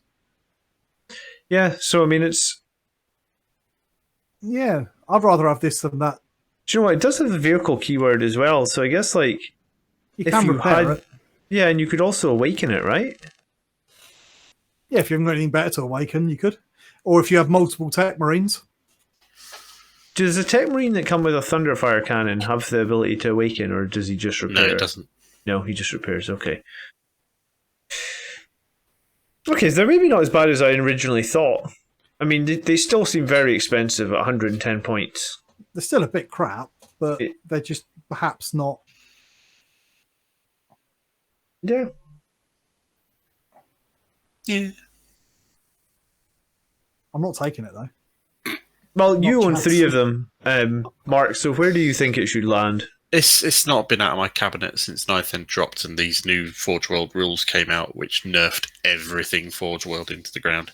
Yeah, it's a solid C tier. It's not useless. The quad heavy bolter, I can see a use for that quite happily. Just sit backfield, sit on objective, and shoot downfield with heavy 12, 36-inch range. Doesn't suck. But aside from that, I don't see much use to it. If I owned them already, I'd find a reason to put them in my army, potentially. Hang on, you do own them already? I do not own the heavy bolter ones already. And you haven't put them in your army? I own the quad launcher ones. It's a little bit of a stretch to put the quad launcher ones in. You've got these giant rotating rocket launcher things pointing upwards and saying, that's a quad heavy bolter, that is. That's a quad heavy bolter, yeah, mate. Yeah. You're just trying to walk it back. Yeah, that's what you think, is it? I mean, Andrew does that, right? Don't sink back into your wine, mate. Centurions that are Sicaran infiltrators, you know? Okay. Yeah, I'd put it top C. Top C, okay. Yeah, I'd take it before I took a Deredeo. Tony, you're not look convinced. What do you think? I put it in C, but I think I'd probably take the Deredeo before I took it. Maybe with the plasma or the Volkites. Yeah, I think I'll probably take the Deredeo. It's just a bit tougher. Damage output is better. Yeah, it's much more maneuverable. 3 times as many points. Twice as many points. If you put any bigger guns on it. Yeah, so I think I would rather take the Deredeo. I think it's a bit more versatile, a bit tougher. I think I'm going to side with Mark on this one. It's poetic justice that I sided with you in the last one, because I think that the cost here I mean, you could get 2 of these for the Deredeo, maybe even 3 if you push it on the weapons, right? Yep. You know, if the Deredeo, you take the missile launcher and you upgrade the things. Yeah, so take the missile launcher on it, then you're looking at 220 points, aren't you? Yeah, and these are only 75, so yeah, you could literally have, what would that be, 36 heavy bolter shots? I mean... Well, you couldn't have 3, you could have 2.5. No, for 220, this would be 225, right? So just 5 more points. Yeah. Heavy 36 on heavy bolt. I mean, that's a lot of heavy bolter shots. It's a lot of heavy bolter shots. Place 3 of... even better if you're yellow, but we're red. Yeah, of course it would be. But yeah, okay. I think they're probably about even, but we'll just put it above the Deredeo. Sometimes they end up quite even. Okay, let's move on to Sicarians then. And I think there's a few different Sicarians that we need to look at. The first one is the Arcus. And I'm probably going to butcher some of these names, so stick with me. But Mark, why don't you talk us through the Arcus? So this is, I think, the newest of the Sicaran variants that they did. The original battle tank had that little sort of twin accelerator cannon on top, and this one's got what is basically a whirlwind turret on it, or the special Whirlwind Scorpius turret on it. The Sicaran hull's not a bad hull. It's mobile. It's reasonably tough at toughness 7, 2-up armor save. 14-inch move's okay. Doesn't have an invulnerable save, but it shouldn't really, which is fine. Martial Legacy lets it down. Doesn't have core, which is unsurprising. 14. You're taking this for the main gun. You're taking it for the Arcus multi-launcher, which is an indirect firing, 2 damage, strength 6, shooty missile launcher. So just which is all right. Yeah, I mean, it's slightly, like you said, it's slightly better than the Whirlwind's launcher, right? Yeah. The only downside is obviously you can't use it for suppression fire, which, okay, fair enough, it's not a Whirlwind. If you did take the multi-launcher, then you wouldn't really want to take any other upgrades with it because you'd be making use of its ability to fire indirect. But then again, it's a fairly chunky tank, so would you be hiding it in the first place? I don't think it's the best synergy for the Sicaran hull, to be honest. I don't really see why I'd put this in my army. Not for Blood Angels. Or for any army, really. Yeah, a bit random that it can also just be... You can slap 2 las cannons on it as well if you really wanted to as well. Yeah, you can do that on all the Sicarans. They're the sponsors, the side sponsors. You can either give it a heavy bolter on either side or a las cannon on either side. Yeah, and put a storm bolter on the pintle or hunt killer missile and all that. Yeah, what do you think, Tony? There's quite a lot of Sicarans. This one is one of the cheapest. It's got a decent platform, like Mark said, toughness 7, 14 wounds, 2+ save. It's quick at 14-inch move.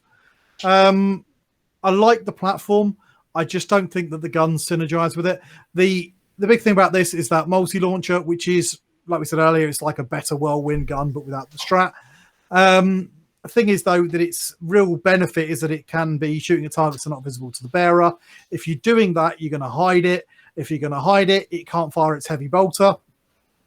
And if you're hiding it so that it can't, so it can shoot over things and whatnot, you might as well just take the Whirlwind with the same gun for a few less points. Yeah, and you wouldn't have to spend a CP, right? Or no, you would, a Rapier quad launcher. Yeah. No, you would for the Whirlwind Scorpius, which is the one with basically the same gun. You'd have to pay for the... Yeah, and we're going to get to that one in a minute, I guess. So we think that this one doesn't synergize all that well. In itself, really. Yeah, I'd agree with that. All right. Is there anything else you want to say, or should we just go straight in and place it? Let's place it. Okay. Yeah, I don't think I would ever pick one of these. Like you said, it just doesn't have a defined purpose. It's trying to do 2 things at once, right? I mean, the rocket launcher on top looks really cool. That's the only good thing it's got going for it. Yeah, great model. So bottom of C, or is it top of D? I mean, I think it's better than the Deathstorm Drop Pod.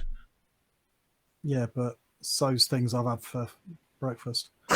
I think I'd take a Deathstorm before I took that. Would you? Yeah. At least I could drop a Deathstorm onto an objective and still have it being relatively useful. Tony? I don't know if I go that far.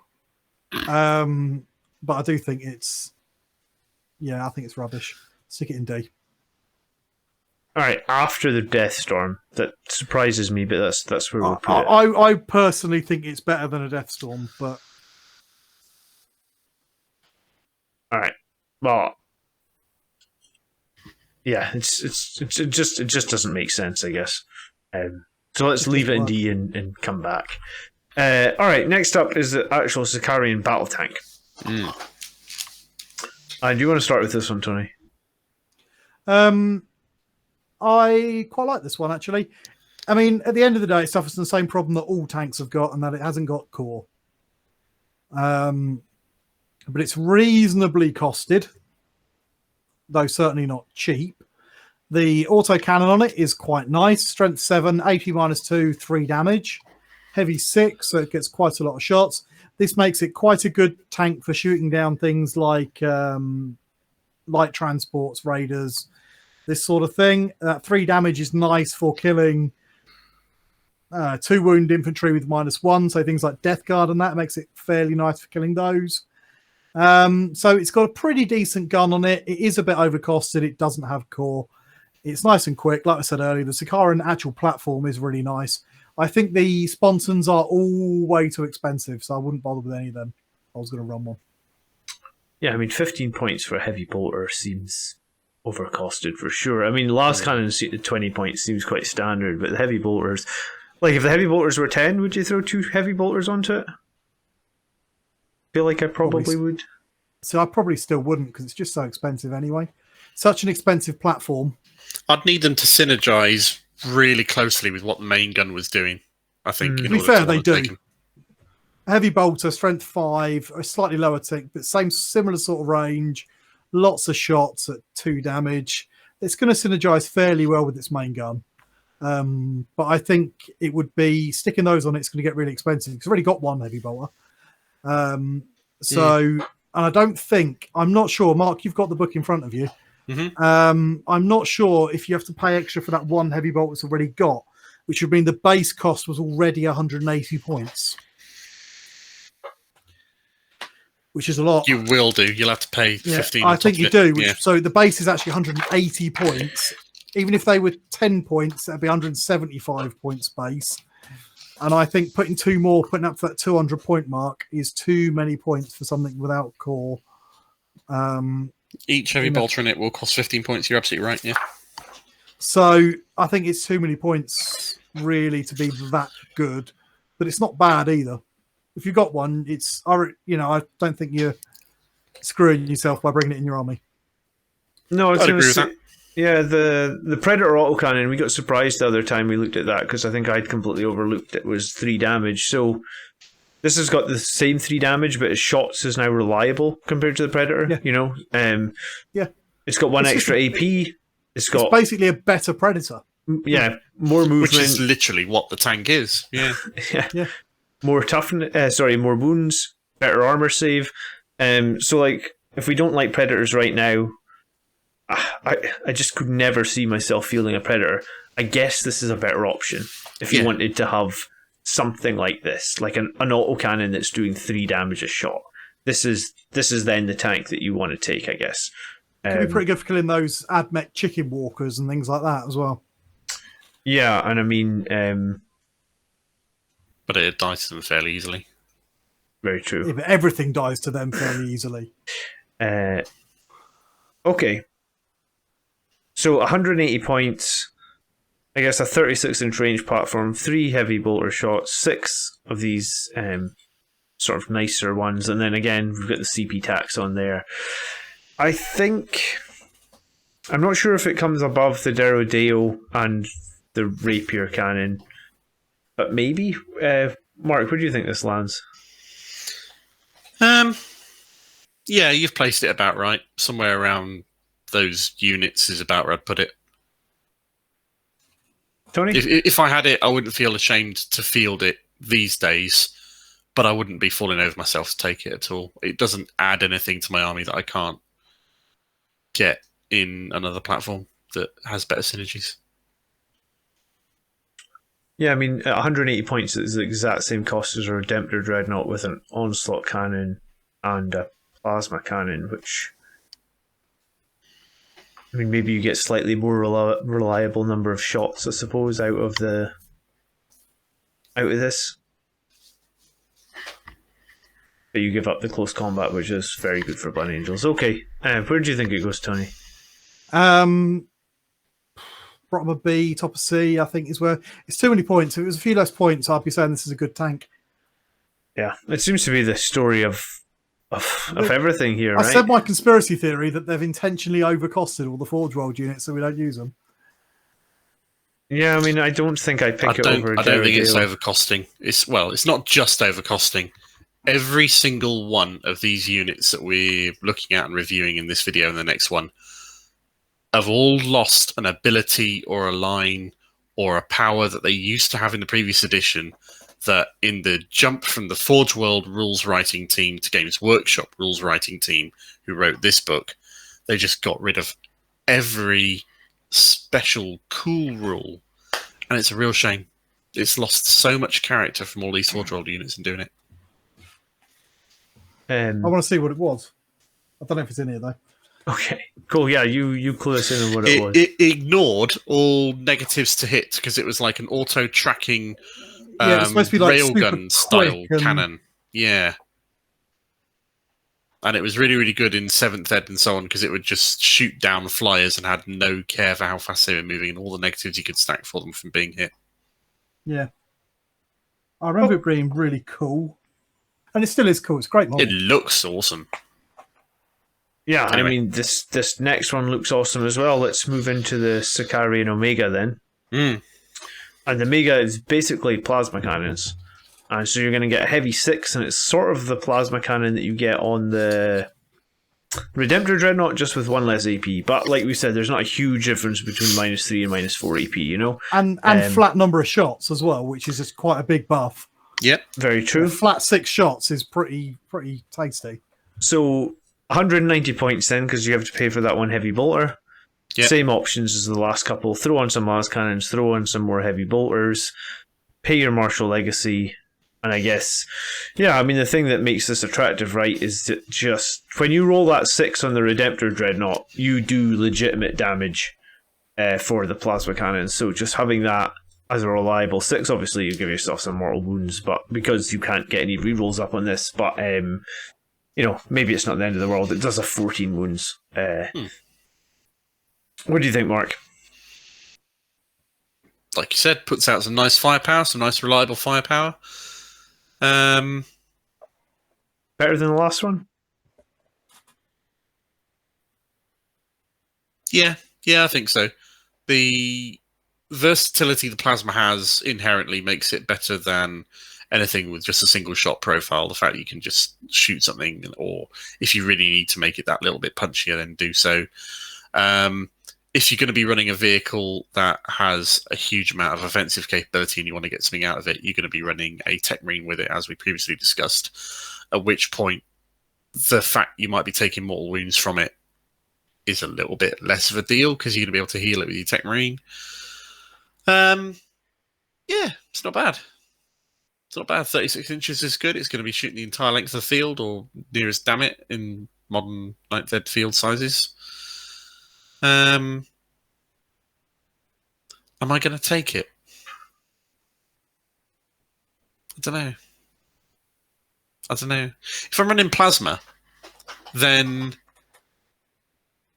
would I rather take this for its points, or would I rather take some plasma inceptors that are infantry, can deep strike, can do some actions, come down and shoot, can charge something in a bit of a pinch? That's a good point. It's very much the same cost as 3 plasma inceptors now, isn't it? Yeah. I think I'd rather take the plasma scepters. Tony, what do you think? 190 points. It's basically the same as the last one, except it's got 2 more points of strength, 2 more points of AP, and you take a mortal wound if you miss. Or roll a 1. Is it worth the extra 10 points on the last one? Probably, to be honest, because unlike the last one, this can do that to anything. Being strength 9, you can wound anything on a 3. I think that makes it better than the last one. Yeah, I'd agree with that. Yeah. I think that's a fair 10 points to spend, but it's still overcosted. Do you think it makes it better than the Deredeo and the Rapier Carrier? Yeah, I think it makes it better for them than in coolness factor alone, because those guns look so badass. They look awesome, don't they? I've just looked it up, and it used to ignore all penalties. It could ignore jink and things like that. So it doesn't matter how fast you're moving, you still hit them on your ballistic skill, which was... And like you said, you're going to be, if you want to make this effective, you're running it with a Tech Marine, so I think it could go into B. If you've got a Tech Marine with it, it's actually pretty chunky. It's got a fair amount of... Yeah? Bottom of B? Absolutely bottom of B. I don't think it's better than the E. Okay. Yeah, I'm cool with that. All right. Next up, apparently no one has painted this one in Blood Angels according to Google search. So we have the Punisher, which is surprising because if you think about it, this is very much like an autocannon style an assault cannon style deal, which you would think would synergize, like with the idea of the Ball Predator, etc. It's a wicked cool looking gun. There's a few Very other much pictures on Forge World that show how that's sort of mounted. Yeah, and it's awesome looking. Heavy 18. Strength 6, -1 AP, 1 damage. So it's very much a twin assault cannon and then another assault cannon, right? So it's basically 3 assault cannons. So a very good number of shots. This one's coming in cheaper than the last two at 170. So this is more about cleaning screens, I guess. It's exactly the same points as your base. As your Sicaran missile launcher thing. I'd rather have this one than the Sicaran missile launcher thing. Yeah, was that the first one we looked at? Yeah, the Arcus or whatever. Yeah, and I mean, we often complain about the Ball Predator. Is this better than a Ball Predator? So it's 35 points more than a Ball Predator. It's tougher than a Ball Predator because it's got a few more wounds and it's got a better save. Mm-hmm. It's got... Bit faster? It's a little bit faster, I think. It's got more shots than a Bile Predator because this comes with the heavy bolter in that thingy. Yeah. As well, whereas for the Bile Predator, you can give it its 2 sponsons for the same cost as you can give this 2 sponsons. Okay. So I think it's better than a Bile Predator, certainly. Yeah, better platform, better gun, only a little bit more points. Yeah, I think that's fair to say. And points for coolness as well, right? Better than the Bile Predator. That reminds me of a Jimmy Carr joke, which is better than the person in the Burns unit. Anyway, sorry, moving on. It's okay. Where do we put it then? I mean, is this a viable Blood Angels option? Not really. It's too many points, but... So, if you want to take something to clear screens, would you rather take this or would you rather take some Bolter Inceptors, for example? In 9th edition, I feel like you take the Bolter Inceptors because you can perform actions. You'd lose a point of strength, but you'd gain a point of damage, and you'd have about the same amount of shots. You'd be able to deep strike them, although they're short range. The deep strike kind of makes up for that. You'd actually save points bringing the Bolt Inceptors. Yeah, 3 of them are like 120 points, and this is 170. So, I mean, this is a slightly better save, I guess. But if you like tanks, it's bloody nice. Yeah, but in terms of raw competitiveness, I guess it's sitting somewhere inside C, is it? Yeah. I think it's probably less competitive than the base Sicaran. Yeah, I think it's on a par with it. Yeah, I agree. So we just put it next to it. I like the damage 3 of the base model. It's a fair point. That's what puts it over it for me. Yeah, well, maybe that's why no one has painted it Blood Angels. Okay. Next up, I think this is last Sicaran. This is the Venator. And this is the one with the real heavy turret, right? If I was going to take Sicaran, this would be the one I'd take. Yeah, because you can get that heavy 3, strength 12, minus 3 AP, and you can get the flat 6 damage if you do not move it. It's expensive though at 185 points, but a real nasty weapons platform, I guess. And I mean, I think we are going to move on to the Laser Destroyer next, and this is very much comparable. The main cannon is very much comparable to the main cannon from the Laser Destroyer. Yep. And this is the one that you would take. I love weapons that can do flat 6 damage. I think with 48 inches, clever placement, and a Tech Marine obscured from the enemy gives you 3 shots of 6 damage every single turn. I think that's great for, 185 points? Yeah. I would field that. It's the sort of unit that if this was in your back line, your opponent would feel compelled to have to do something about this before it ripped holes in their army. Yeah, absolutely. And you could just take a cheap Firstborn Tech Marine with it. It doesn't need to be Primaris or anything, make it as cheap as possible to just have that 3 shots, hitting on 2s, probably wounding everything on 2s or 3s, and then just flat 6 damage for every field save. Yeah. And there's an argument to put the las cannons on if you're going to be doing that as well, to just stack even more firepower. I mean, 20 points of las cannon is a bit much, but if you're making this a firepower linchpin of your army, then why not go all in? Yeah, very true. What do you want to add here, Tony? So first of all, let's say we stick the las cannons on it. That brings it up to 210 points. That makes it very similarly costed to that Deredeo, except with better toughness. You lose Duty Eternal. No, it's 225. Yeah, because the heavy bolter. Oh, heavy bolter as well, yes. It's slightly more expensive. It's the same sort of cost as the Deredeo then with the missile pod as well. You've got bigger guns, arguably. You've got the 2+ save. You do lose the invuln saves. It's very comparable. But really, the big comparison is between it and the Laser Destroyer. Now, we'll come to the Laser Destroyer properly in a minute. It is a great unit if you need something in your lines just blowing stuff up. It doesn't have core, so you can't stick rerolls on it, but you can awaken it still to be hitting on 2s if you bring your Tech Marine with you, which is quite nice. It is a relic, so you have got to pay your CP tax for that. One thing I like about this is that strength 12. We're going to talk about the Vindicator in a minute, but strength 12 compared to strength 10 means you are now wounding toughness 6 on 2s, which is nice because we are starting to see a few toughness 6 things floating around. This one can wound land speeders on 2s. The other one can only wound ATVs on 2s. So it's a decent unit. It's a very expensive unit. And I do think for us, I would argue maybe we want to be able to move it. Because once you move it, that reliability immediately falls off and there's nothing you can do about it. It's going from flat 6 to an average 3.5. Yeah, it's fair. You've had to move it slightly round the corner a little bit.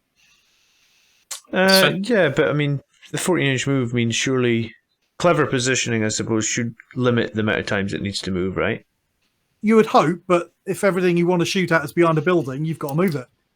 Plus, there's an argument to say that if this is stationary here, pointing down this fire lane, and if it remains stationary, it's going to shoot doing flat 6 damage, your opponent's not going to want to be in that fire lane next turn. They're not, so it really becomes very table dependent. Yeah. Area denial is a very useful tactical ability.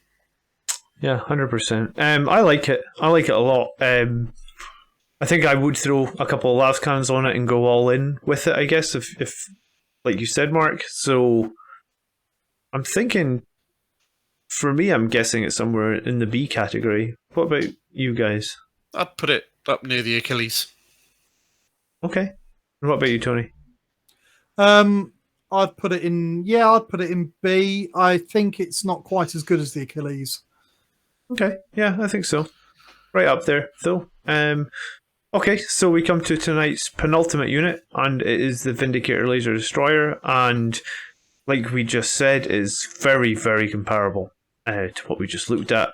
Again, if you remain stationary, you get the ability to give the flat 6 damage. I guess if you don't remain stationary, your damage is still reasonable, but you are losing a little bit of strength and AP. 175 points base for the Laser Destroyer, and I guess you are 1 less wounds and less of a save. So in some ways, the other one feels more attractive if you wanted to use it as some sort of like real survivable heavy platform. But the Laser Destroyer is on toughness 8, so I mean that does make it a bit more impervious to those small arms fire. So Mark, why don't you go first? Well, you've done the analysis vid on this, John. What do you think? Yeah, I mean, I've kind of wanted to buy one of these for a little while. I mean, if you compare it to a Redemptor Dreadnought, which I often use as my sort of heavy support, the fact that you can move this and still use overcharge fire. You just take a mortal wound if you fail, right? I guess the real question is the 2+ save and 1 less toughness better than a 3+ save and 1 more toughness? In the first one, the Sicarian has a few more wounds and a bit more maneuverability. I mean, like, it feels to me like it's potatoes and potatoes. There's no... Both of these things will do a similar job. I think Tony made a good point that, like, against toughness 6 enemies, the Sicarian will be a little bit more reliable, but, I mean, they're both going to be good. Maybe if you're trying to squeeze something in, this is going to be the choice, whereas the other option is you pay a few more points, you get those extra last cannons, and you do a bit more damage. What do you want to add to this, Tony? I would pick this over the Sicaran. The couple of reasons for that are, 1, I can move this and fire to full effect. Yes, I'm going to take a mortal wound, but that's my choice then. So if something's just round the corner, I can move out and I can shoot at it. Whereas with the other one, I'm going to lose that reliability. The other reason is that this is not a relic, so it doesn't cost me a CP to bring this. Good point. It's slightly cheaper because you don't have to bring the heavy bolter, which doesn't particularly synergize with it anyway. And I do like that toughness 8. There's a lot of melter floating around.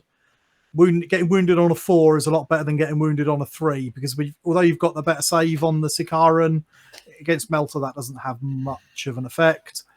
So there's quite a few strength 8 weapons floating about, and that's where I think the Vindicator comes in. So that little bit of the ability to move it when I want to move it, the not costing a CP, and the I would argue, slightly tougher chassis for a lower cost, for me, puts the Vindicator over the Sicaran.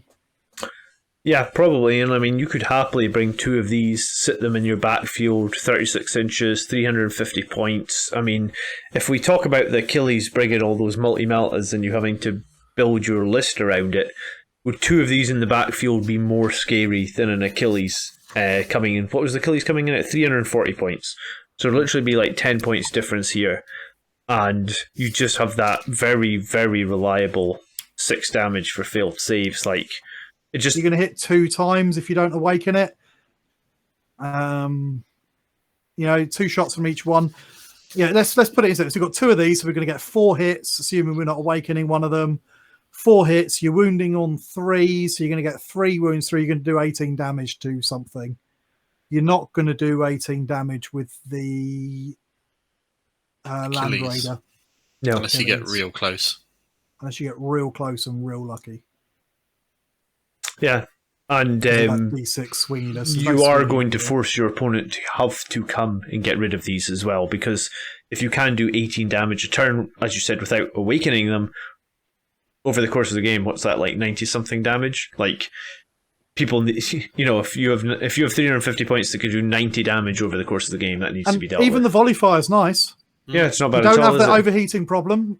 D3 plus 3 is still pretty good. Yeah, I mean, if they had, like, I don't know, Death Guard Terminators or something, there's no difference on your wound roll there with the volley fire, right? So you just... No, so you might as well just do that and kill a Terminator with a shot. Oh, sorry, there is a difference, actually. But yeah, And for the Base points, toughness 5. it's not unreasonable. Not unreasonable at all. Yeah. Okay. I think these are pretty good. I think these go above the Achilles. The question is, do they reach the A tier? No. I'm going to Why say, not? because they're not core. No vehicles are, though, I suppose, right? Apart from Dreadnoughts. They're not core, and they are still relatively expensive. I know that's not outrageously costed. They're relatively expensive. They are not core. They don't synergize with our melee ability. And if you tag one in combat, you've got a real problem because you're not going to be shooting its way out of combat with anything with these. Well, you will. You will shoot your way out of combat. The weapon is blast, very slowly. but It's slowly. not blast. Yeah. It's only got 3 shots. Yeah. So it takes you a long time to kill enough grots to get this one out of. True. So you're going to have to fall it back and lose that turn of shooting. Whereas potentially, with say one of your dreadnoughts or something, well, you can just stomp on them and shoot them. So I don't think this quite makes it up into A tier, but I do think it's absolutely the top of B. Do you agree with that, Mark? Yeah, that's a fair argument. That's a fair argument. I'll give it that. In terms of fire support high-powered fire support that we can take, this is bloody good. I think it's probably the best. If we're looking for a big gun for your army, this is probably the best one to take. And on a Rhino-sized hull, is not impossible to hide. No, True. And we'll be out of stock now on Forge World because Tony's just said it's the best one to take. it is. I can't think of anything better, really. Yeah. Even thinking about their super heavies and stuff like that. No, I mean it is. I think it is very competitive for the points cost. I like it. I only wish you could put the siege shield on it like you can with the standard Vindicator. I was wondering if someone's going to say that. Actually, yeah. If you could pay 10 points to give this the 2-up save, then I think I would put it in A tier. Yeah, I'd have That's 3 of them probably already. why you can't. Yeah. Okay, and then last unit tonight is the Whirlwind Scorpius, and the Whirlwind Scorpius is a strange one, right? Because its keywords stop it using suppression fire, and I think so. If you compare it to a regular Whirlwind at 125 points, this is 45 points more expensive. You can't use suppression fire, which is arguably the main reason to take the Whirlwind. But you do get a slightly more reliable weapon profile in that you've got that 3d3 heavy, so you're probably going to be averaging about 6 shots, strength 6, -2, 2 damage, and it is the same indirect fire rules as a Whirlwind. It is also Martial Legacy, so we need to pay a CP for that, so I really don't think it's great. I think the main reason to take the Whirlwind is suppression fire, so I think for the damage it deals, I don't know if I would ever find myself taking it. On you go, Mark. It's been nerfed too far. This is another victim of the Forge World to GW rules change team. The previous version of this had a rule where the Scorpius multi-launcher could fire twice if the unit did not move. And it was great. Yeah, I mean, at that point, yeah, I guess it probably would be quite great, right? Yeah. And it's less points now, because it used to be like 250 with that ability. At which point you were getting the firepower of 2 Whirlwinds under 1 Whirlwind's hull for the price of 2 Whirlwinds. But yeah, it had a use. Now there's just no point. Yeah, I feel like there's absolutely no point. I mean, if you really want to buy the turret somewhere, I mean, I've heard people have bought the turret, but like, I don't know. I don't think I would field it ever. Tony, what do you think? If I wanted a no line of sight required damage dealer, I think this is probably the best one we have. That being said, it's far too many points for something that's really going to be used for clearing chaff out of ruins and things. So if I'm only killing chaff, the extra damage from it is probably unnecessary, because if someone's hiding something out of line of sight, it means it's probably not doing anything either, and it's probably going to be a 1 wound unit, at which point I could do it with the normal Whirlwind just as well. Yeah, I mean, if you look at it compared to this Sicaran Arcus, they're both 170 points. Once you factor in that this thing has to take a heavy bolter, this thing gives you 7 shots. It's strength 6 -1, 2 damage. on average, I guess, and this thing gives you 6 shots with 1 more EP. So you get 1 less shot, but you get 1 more EP. So if you think that we put the Arcus as the bottom of the D tier, as literally the worst unit, then is the last unit, is tonight's Whirlwind, is it the worst unit, or does it slot in just above the Arcus? It's better than the Arcus. It's just not quite as confused as the Arcus. Yeah, that's true. Yeah. Okay, so I think that fits in there then. This is the one I'd pick over the Arcus, but that doesn't mean it's good. It's like Mark's joke about best looking person in the Burns unit that he was going for earlier, but he bottled out of. Yes, I did. I bottled that one. Thank you very much for that. It's all good. I try and keep the BAC channel politically correct. We try anyway. Didn't you make a video of make Dante great again? Yeah, I mean, I didn't quite get. Long story about that. I have renamed that video and I have changed the thumbnail. I did not. So it's no longer a French flag on the background of the thumbnail. Yeah. Now the video is just Dante would be nice as Primaris. That's where that video went. Do you know what? We will be fine, Tony, if they make Dante Primaris and it's the same rules writer that wrote that new art book. Then he'll have 20 wounds and he'll have an 8 damage axe and he'll have 400 attacks. You know, like we'll be all good if we get Primaris Dante. So I've heard a rumor that the 9th Ed version 2 of Codex Space Marines is going to be out before the end of this year. And now you've just spread that to the 5 people that are going to watch this video. How reliable is your rumor guy or whoever it is? God, it's not good. It's about as reliable as the combined Codex Craftworld and Harlequins and Yanari rumor that's kicking around with a massive refresh of the Eldar range that might be out by the end of this year. God knows. Yeah, I mean, this will obviously be old news by the time the video airs to all of you people watching it at home. But we're due this Codex roadmap thing on Warhammer Community tomorrow. Oh, really? Okay. So we might get an idea of what's happening. Cool. I mean, we're not going to get anything new for a while unless we get a release, I guess, right? So when you see the video, you will have all seen this and will know whether we're getting excited about nothing. Yeah, which is, let's face it, likely. Likely. I mean, let's just hold on to hope that they do something with Dante. Yeah. Realistically, if we're going to get any new Blood Angels rules in the next 2 years, it'll be part of a campaign book or something. Yeah. Realistically, let's get it back on track. Tier list today. Yeah, buy Dreadnoughts. They're good, except the Deredeo. That's shit.